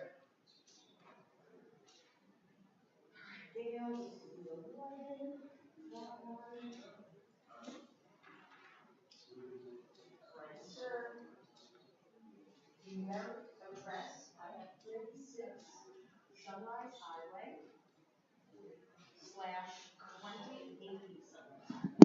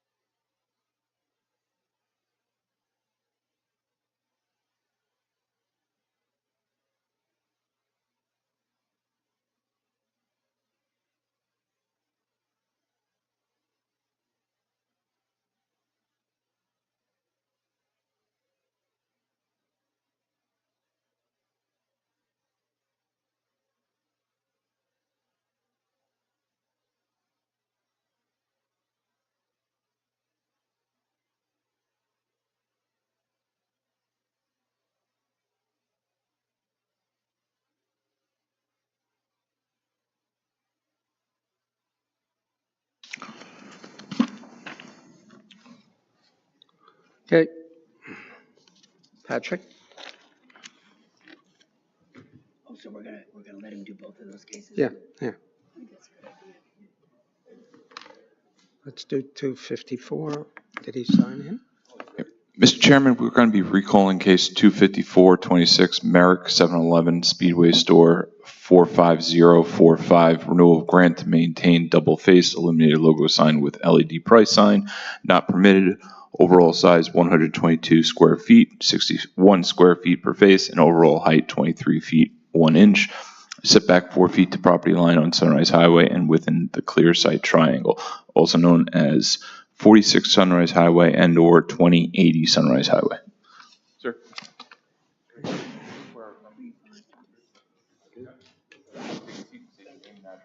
Record. Good afternoon.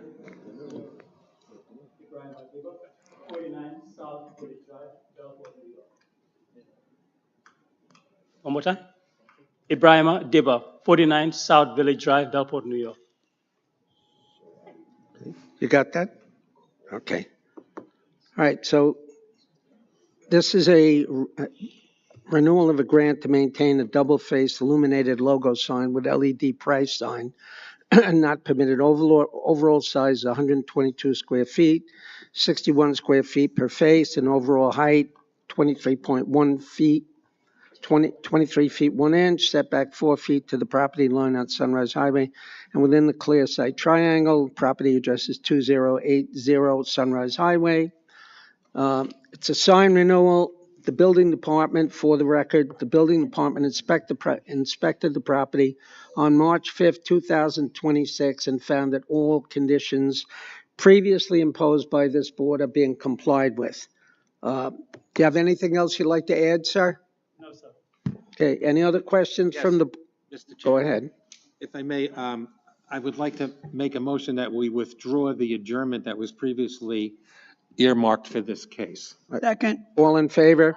Any opposed?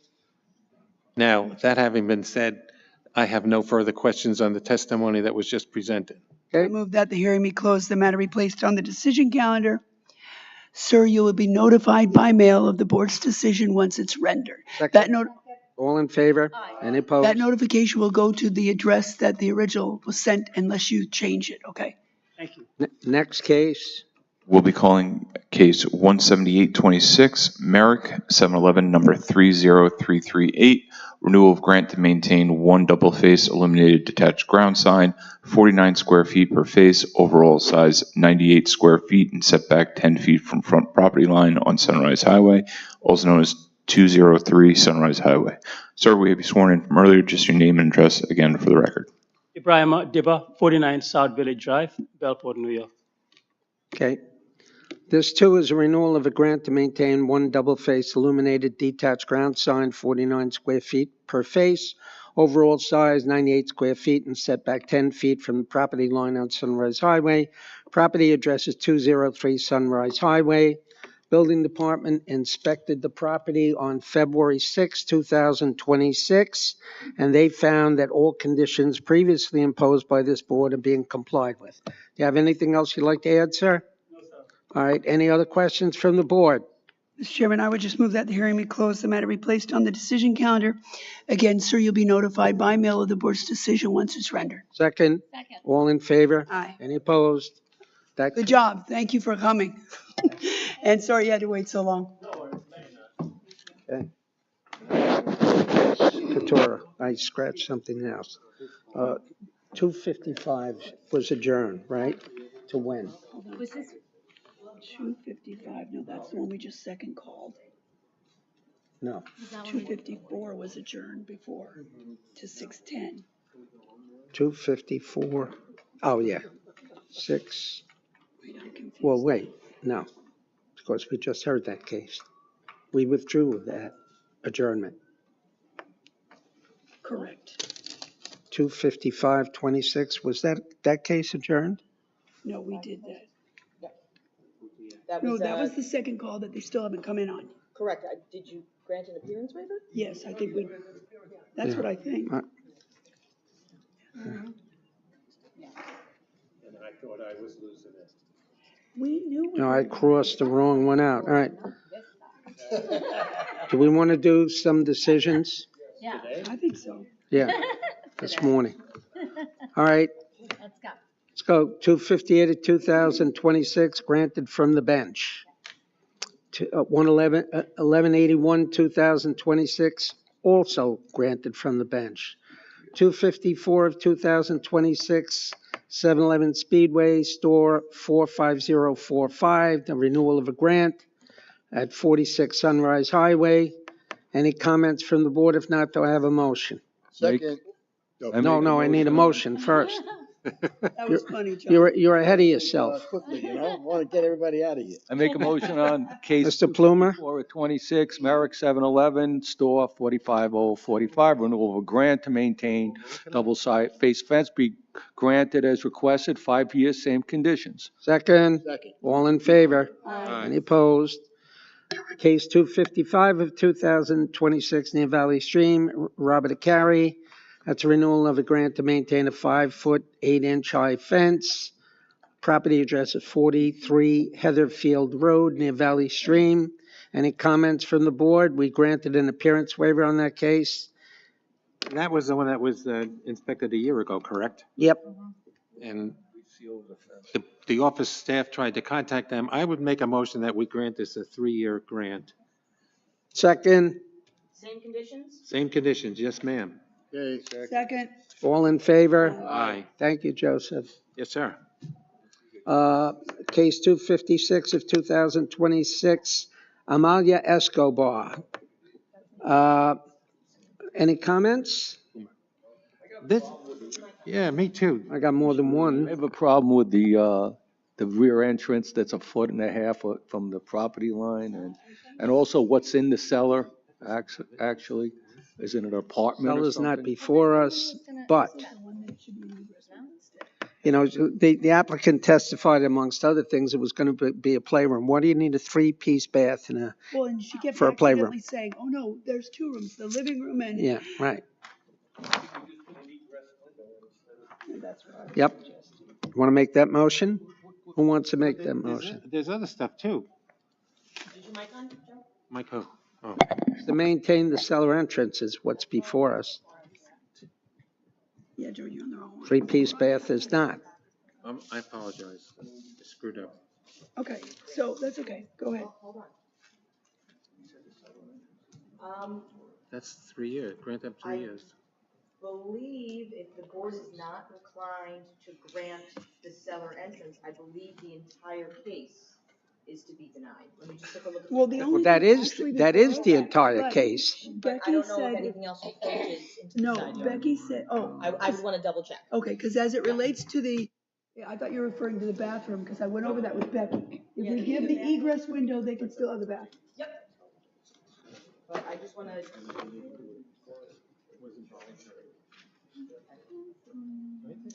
Yep. That is the only, that is, the exterior stair is the only encroachment into the side yard. This is the woman who applied for a permit and decided not to wait, and claims she didn't also decide not to wait on the bathroom plumbing, but I have a hard time. All right, somebody want to make a motion? Let's cut it to the quick. I make a motion on case 255 of 26. 256.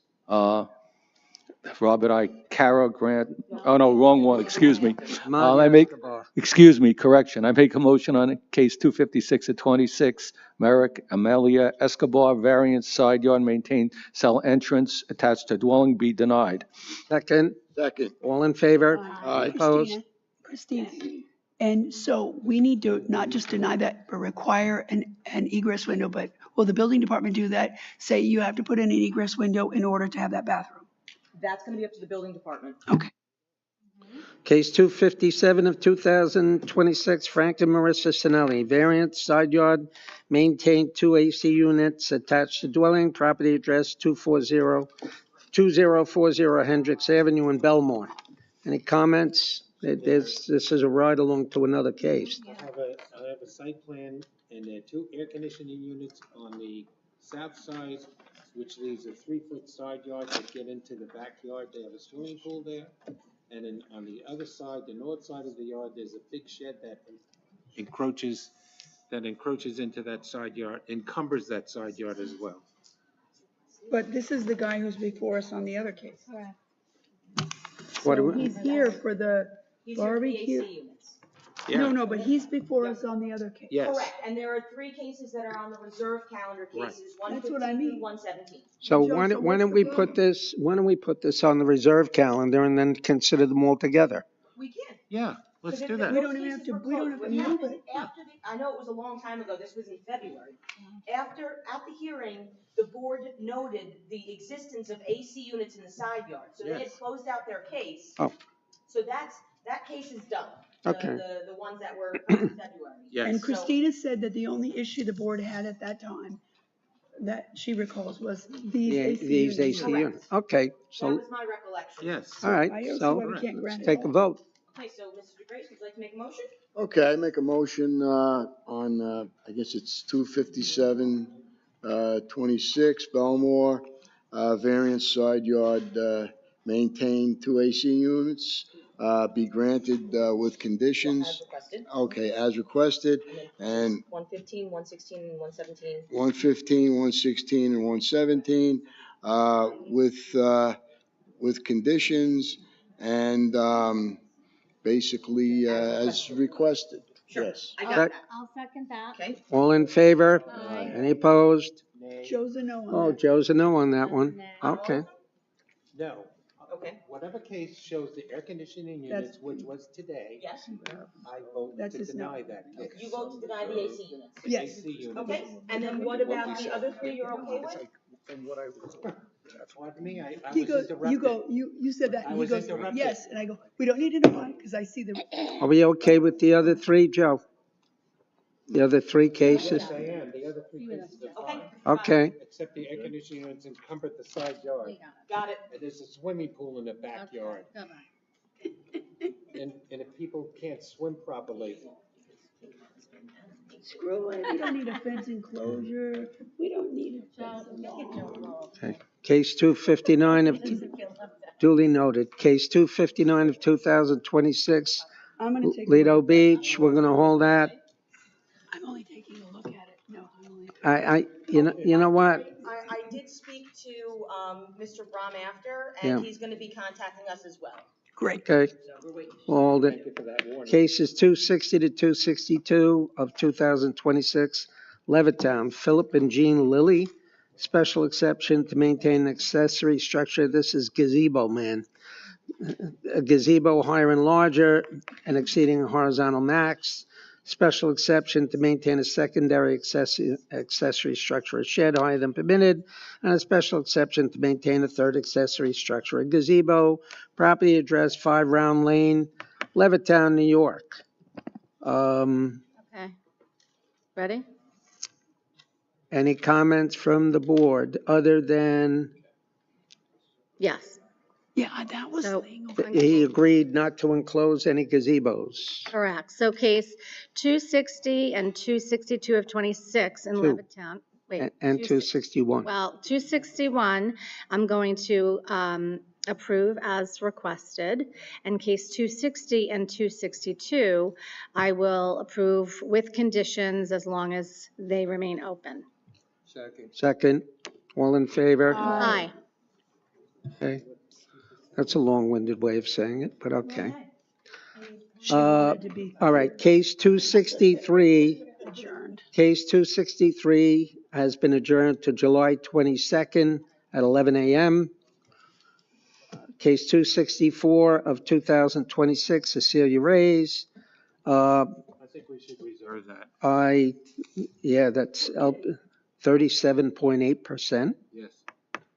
What do you want to take, you want to inspect it, Joe? Yes. We're going to hold that, baby. Gonna hold it.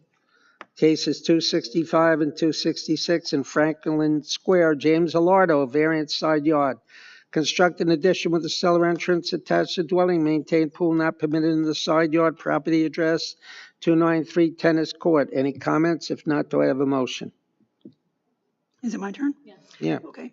I thought that case was fine. So cases, I move, Mr. Chairman, with regard to cases 265 and 266 in Franklin Square, as you previously described them, that we grant the requested relief I guess the normal pool conditions. That's all. All in favor? Aye. Opposed? Cases 267, 268, and 269 in Oceanside. Marco Campanelli and Phyllis M. Campanelli, and that's a mother-daughter. Second kitchen, variance front yard average setback, maintained front masonry porch attached to dwelling. Special exception to maintain a second accessory structure, shed with side yard setback variance. Property address is 2940 Stevens Street in Oceanside. Any comments? Just no enclosure to the balcony and the front porch. There you go. I think people mentioned Okay. that. Right? And other than that, With regard to the mother-daughter, case 267, granted with the usual mother-daughter conditions. okay. Second, all in favor? Aye. Any opposed? With regard to case 269, 68 and 69, I guess. Yeah, well, 68 I have with conditions that the open structures remain open, and 69 as requested, correct? Yes. Very good. Thank you. Good. Case 270 of 2026 to 273 of 2026 at the East Atlantic Beach. WLKS Oswego LLC.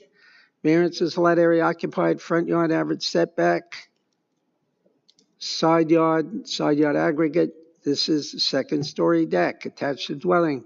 This is the extension where they're going out. 1.6. One A point. foot and a half, essentially, right? Right, 1 foot 6 inches. Yep. And they said that they'll keep that open. They want no further enclosures above, and no further enclosures above or below the deck. Lot area occupied, side yard aggregate, rear yard, maintain outdoor shower attached to dwelling. Variance, side yard, maintain AC unit attached to dwelling. Variances, lot area occupied, rear yard, maintain accessory structure, playhouse. Property address is 27 Oswego. Other than the conditions I mentioned, any? Don't enclose up and below, right? That's, yes, the No, open space below right. and the deck. And the deck. None of it. I make a motion on cases 270, 271, 272, and 273 of 26, as per what the chairman just disclosed, be put on the is on the record, and with the All in favor? with All the in favor? condition that the deck above and below does not get enclosed. And the deck, no further enclosure above or below that side yard. Aye. Okay. Cases 274 and 275. This is Oceanside. LaKendra Y. and Joseph Lawrence Malaysia. This is a mother-daughter, second kitchen, variances, lot area occupied, rear yard, construct 1-story and second-story additions attached to dwelling. Property address 2567 Washington Avenue. This is the corner property measuring 100 by 100. Any comments from the board? If not, do I have a motion? Yeah, I make a motion on 274 through 275.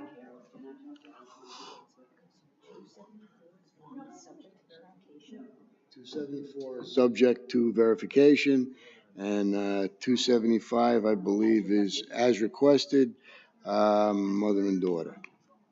Second? Second. All in favor? Aye. Any opposed? Okay, German calendar, case 178 of 2026, Merrick, 7-Eleven, number 30338, renewal of a grant to maintain one double-faced illuminated detached ground sign, 49 square feet per face, overall size 98 square feet, and setback 10 feet from the property line on Sunrise Highway. Property address for that one is 203 Sunrise Highway. Any comments from the board? If not, do I have a motion? I make a motion on case 178 of 26, temporary same conditions. Second? Second. All in favor? Aye. Any opposed? Okay, that's the morning. Okay. Let's move it on out to anything on the reserve. What do we got?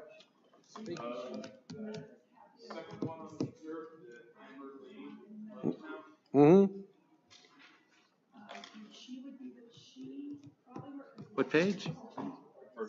First page, 72. Case 72 of 26. Torres? Yes, we received an estimate from the resident, how much it would cost to remove that second meter. Everything would cost $6,700.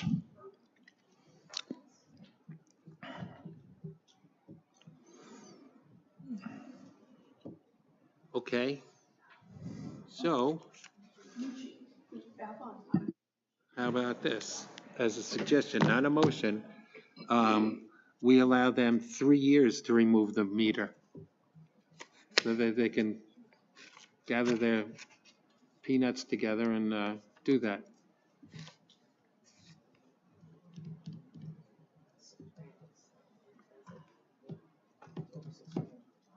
Wow. Who gave that estimate? Who what? Who gave that estimate? Park Electrical Service. $6,000 to remove a meter. Yeah. What in the name of God do you have to do? We're in the wrong business. Should have been an electrician. Or that. Or a plumber. Oh, they're upgrading it too. Existing from 2 meters into all related wiring in the full box for splicing and circuit box. That includes an upgrade.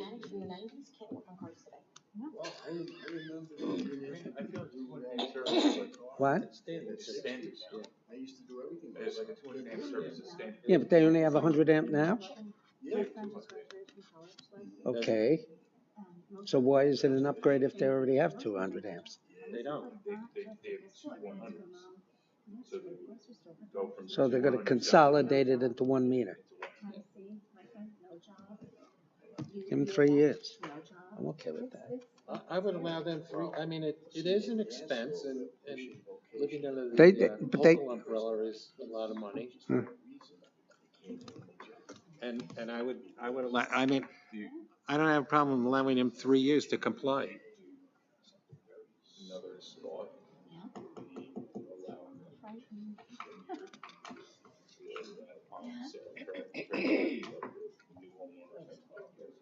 The likelihood of that happening. I'm just. No, it's a good suggestion. I appreciate and respect your suggestion. Even if they don't do it, at least they would have a decision that would, if they want to file for anything, oh, wait, how's that? So again, we all know how it's gonna happen, but at least with the decision upon transfer or sale. No, I didn't know that. I bought the house like this. Correct, but at that point, you should have done your due diligence. They try to, but sometimes the lawyers don't. I understand that. Can you condition it that if they do further work upon the house that they have to remove it? I don't know, I'm just trying. I know for me, 6 families be a lot. Yes, but if you had saved your peanuts for 3 years. I think that's not unfair. There you go. But I mean, it is in front of us for a shed. That's the other. No, it's a mother-daughter with 2 meters, which is, isn't it? What are we on? Isn't that just the shed? It's a shed. It's in front of us for a shed. Which one? Levittown, 72 of 26. Oh, backwards? We're on reserve now. That's right. But it's brought to some way or another our attention that Correct. they have 2 meters. Correct.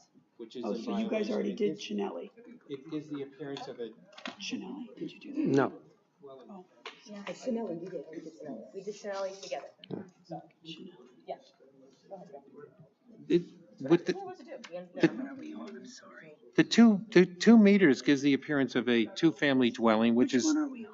we're on the Leavittsville. Okay, I apologize. Yeah, I had a they got little an emergency. estimate to have the meter work done for And how much is it? $6,000+, so, To remove the second meter. yeah. And consolidate them. Well, it's unfortunate, but what do we, I had Joe suggested suggested 3 years to that we remove it. give them 3 years to remove that second meter. and isn't the power company able to disable that meter? And No, it's wired. Apparently they're 200s, so they do utilize the 2. You know, they run them, one part of the house is off and one, the other part's on. So basically, what they can't just get rid of the meter, they would have to consolidate the 2. Then- Right, well, then that's- the tenant would have to pay. I mean, you can't wire the other box to that meter too. The town, building department. Wait, what did the town say? At this point, it's not being rented. No, that's exactly what's on the plans, is exactly what's there. So Pat's suggestion would be make a condition that upon transfer or sale. But Joe would like. Wait. In front of us or a shed. Again, I don't have an executive. Yeah. Well, let's back up. Wait, let me ask you something. Are they, But a Greyhound. hold on a second. Why does it have 2 meters to begin with if it's a single family? Like, how did it end up with 2 meters? Who knows? Has the It's building here before a department, shed. wait, hold on. Patrick, you said the building department's been in there. They were Into the house or because just? of this, we asked for an infield inspection of the, to get into the house. Okay, and they went in. They went in. And what did they find? Nothing, everything matches the plans that they have. I don't recall. Everything that they have permits for is exactly what they have. They have a garage conversion. They have, it's filed. Everything. That doesn't need a side yard accurate? Hold on. So there's nothing that, there's no extra kitchen, there's no cellar? It's 11. Oh, right. So their power for their single family residence is split amongst 2 meters. Do we know what the divide is? Is it a natural divide, like? I don't know. Like the second floor and first floor? I don't know what it is. He kind of, I remember hearing, he said it does. Different sections of the house. Sections, I don't know if it was any of the additions. And the 6,000 is, It may do the garage conversion. okay, but the 6,000, that is not, that's not the amount they're paying the power company, that's more for the electrician to rewire things? Just the or what? electrician. That's the electrician. Yes. For them to remove it and consolidate.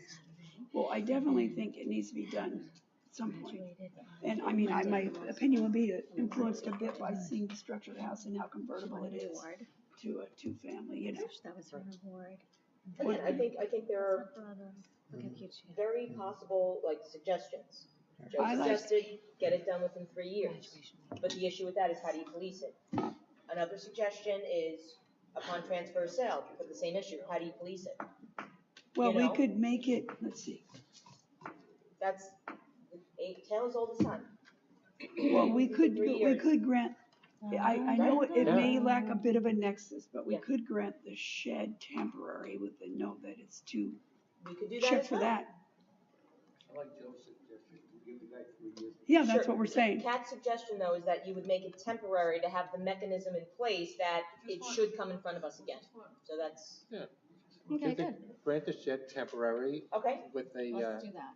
a side note, if you will, that the electric meter was noted So at the 3 hearing. years. Do we have a way, so let's just say everyone on this board is gone Yes. by then. Yep. Do we have a mechanism where it'll pop up with the note, confirm second meter is? Well, there would be a condition, I would make a condition of the grant that the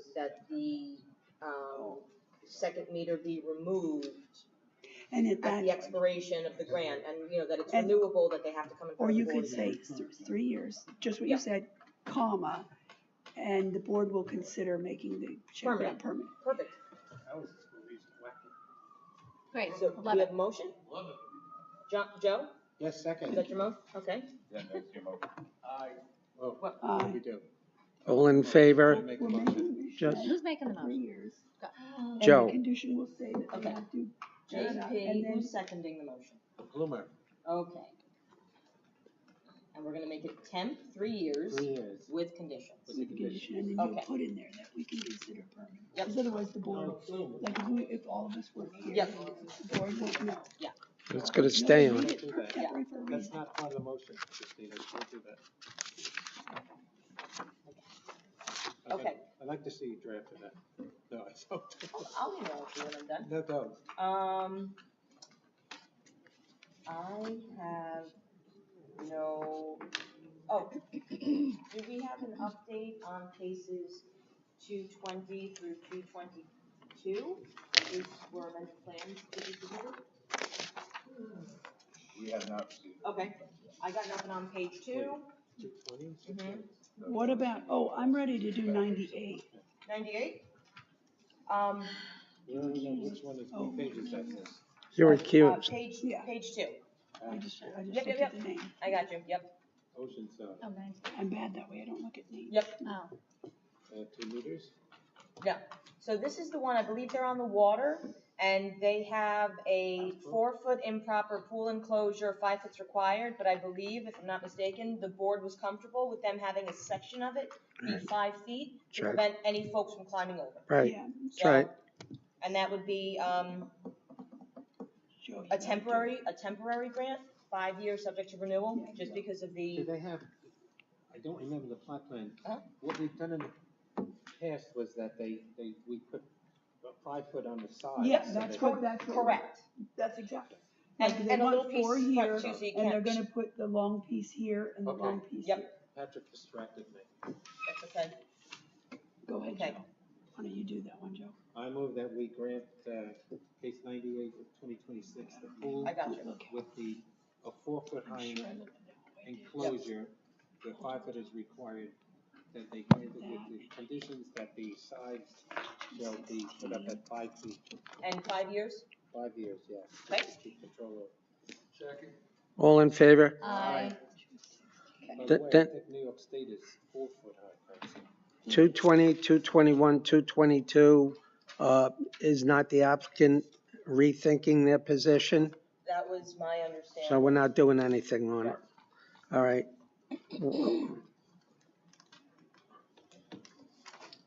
Hole 241, I have to inspect this weekend. Anything else on page 3? Well, even putting that aside, 251, I sent everybody a copy of the draft decision. I don't know if the board had a chance to review it. I did. So did I. I read it, yes. We need a sequel on that one.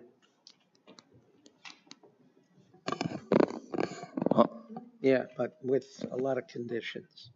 And Katora, you and I are going for dinner on a Saturday night at about 10 o'clock. I will make a motion as it relates to case 251 of 2026 in Elmont. That's the property located at 760 Elmont Road for the Pepper Pot Restaurant and Bar LLC. I would first move, Mr. Chairman, that as it relates to the CEQA determination, that we, based on the materials in the file, the testimony at the hearing, and other materials and analysis done by members of the board and the BZA office and the building department, that we adopt a negative declaration as to the CEQA determination.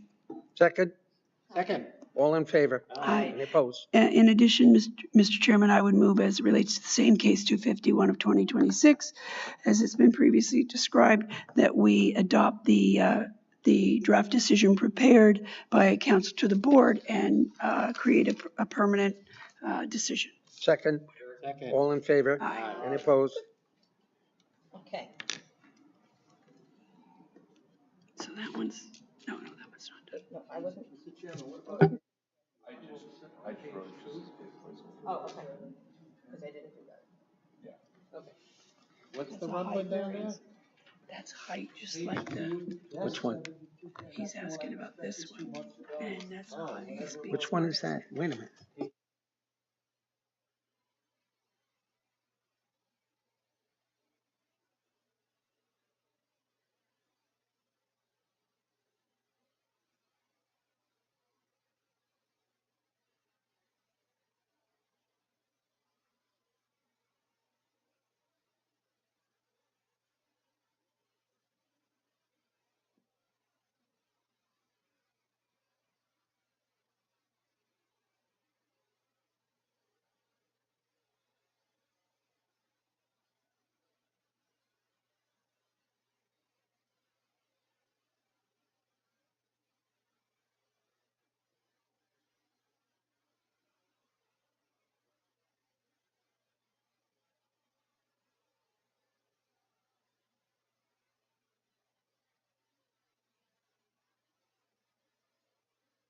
What else do you have?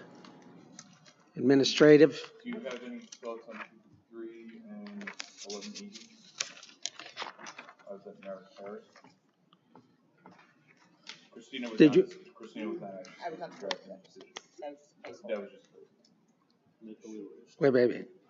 You did not draft a decision? Correct. That was a Okay. paper. Yep. So we're going to hold it. Well, we haven't instructed her. Just a minute. Yeah. Go ahead.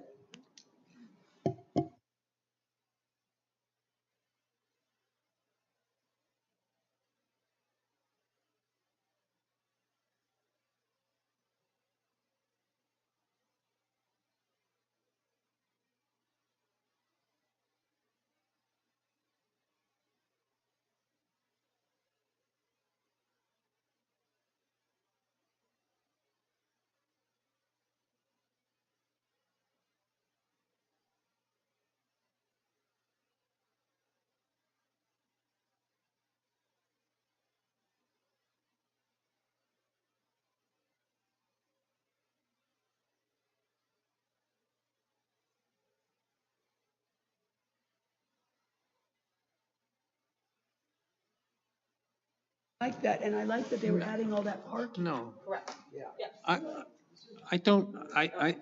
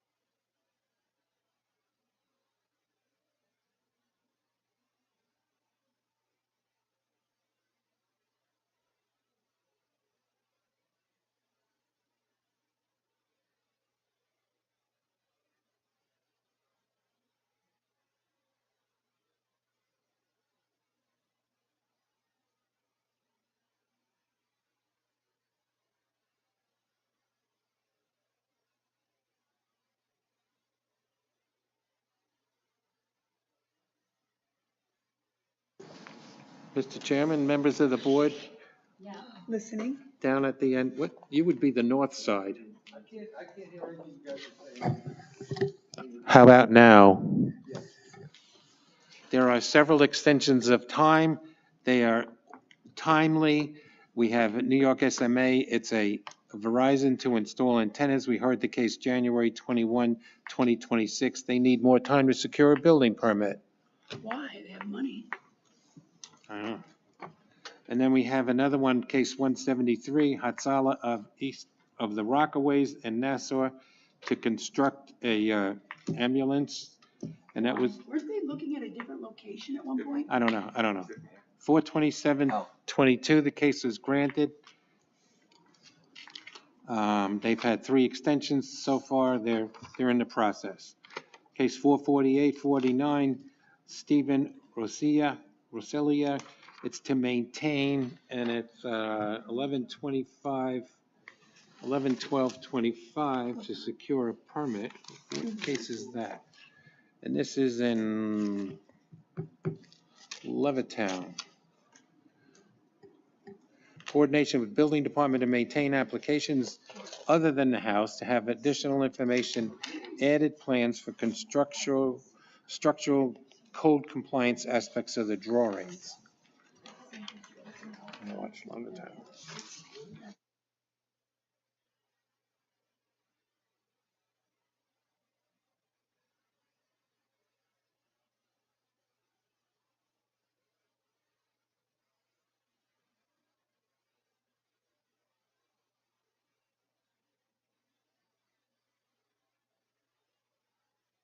This case is in progress, and it's timely. It has no extensions to date. Right, it's a maintain. Case number 482, which is in New Covenant Church. New Covenant Church is in East Meadow, Belmore Avenue. Is that, wow. This is under construction, and it's been that way since 2002. They need time to complete construction. It's their 29th extension of time. It's been a while. It looks nice on the outside, but the inside is under construction, which we could do one of two things, is to recall it to find out what the status is. Which one? New Covenant Church. Or grant them How a done is it? 30th, turn the pages, Are you'll the see. photos? Yes, I'm so glad we instituted that idea. I know. Or grant them a 30th extension of time. Oh, well, it's fine. It looks nice. It does, it's the inside. So who cares? And then we have another case, On the construction. Jagdesh and Rambabram. Joe, just propose it and make a motion and we'll do it. No, they have to participate. Well, we will by voting. The north end never pays attention. Who cares?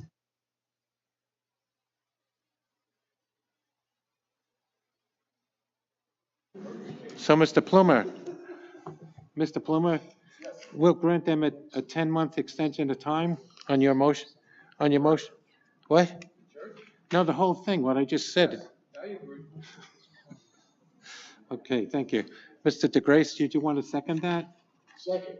Thank you. All in favor? Aye.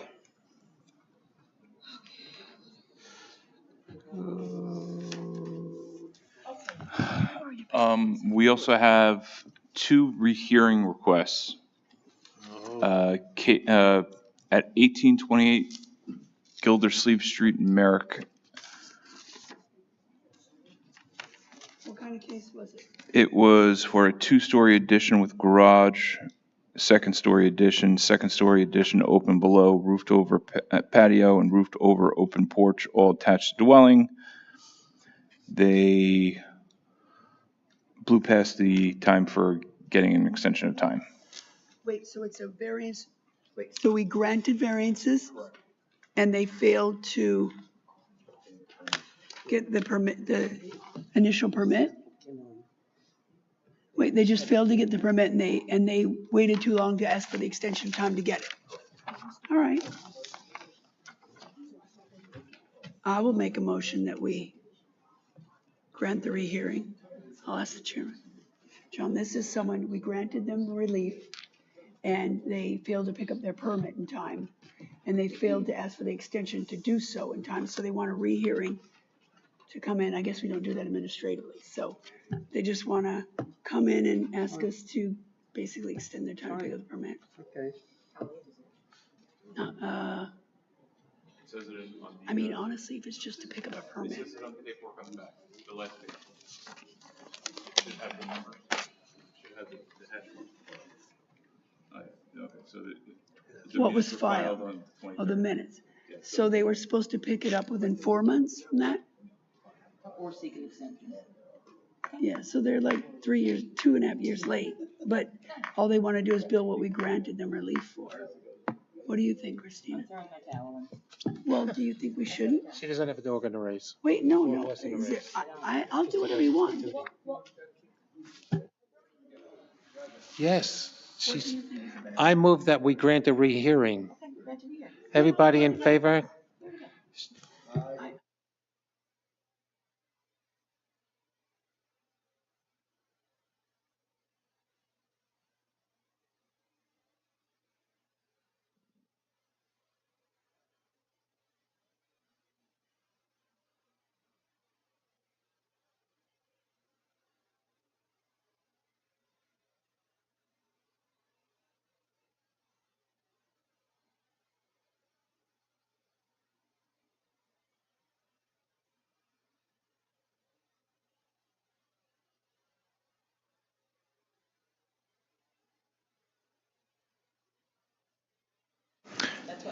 Rehearing? Okay, we have an additional rehearing request. Is it of the same genre? No, this is actually it was a hearing to maintain a 6-foot fence forward of the dwelling. The board granted it. You granted it with conditions, and it was in Elmont. They never secured permits. The minutes were filed May of 2024. They never did anything after the hearing. So do we all agree we want them to be able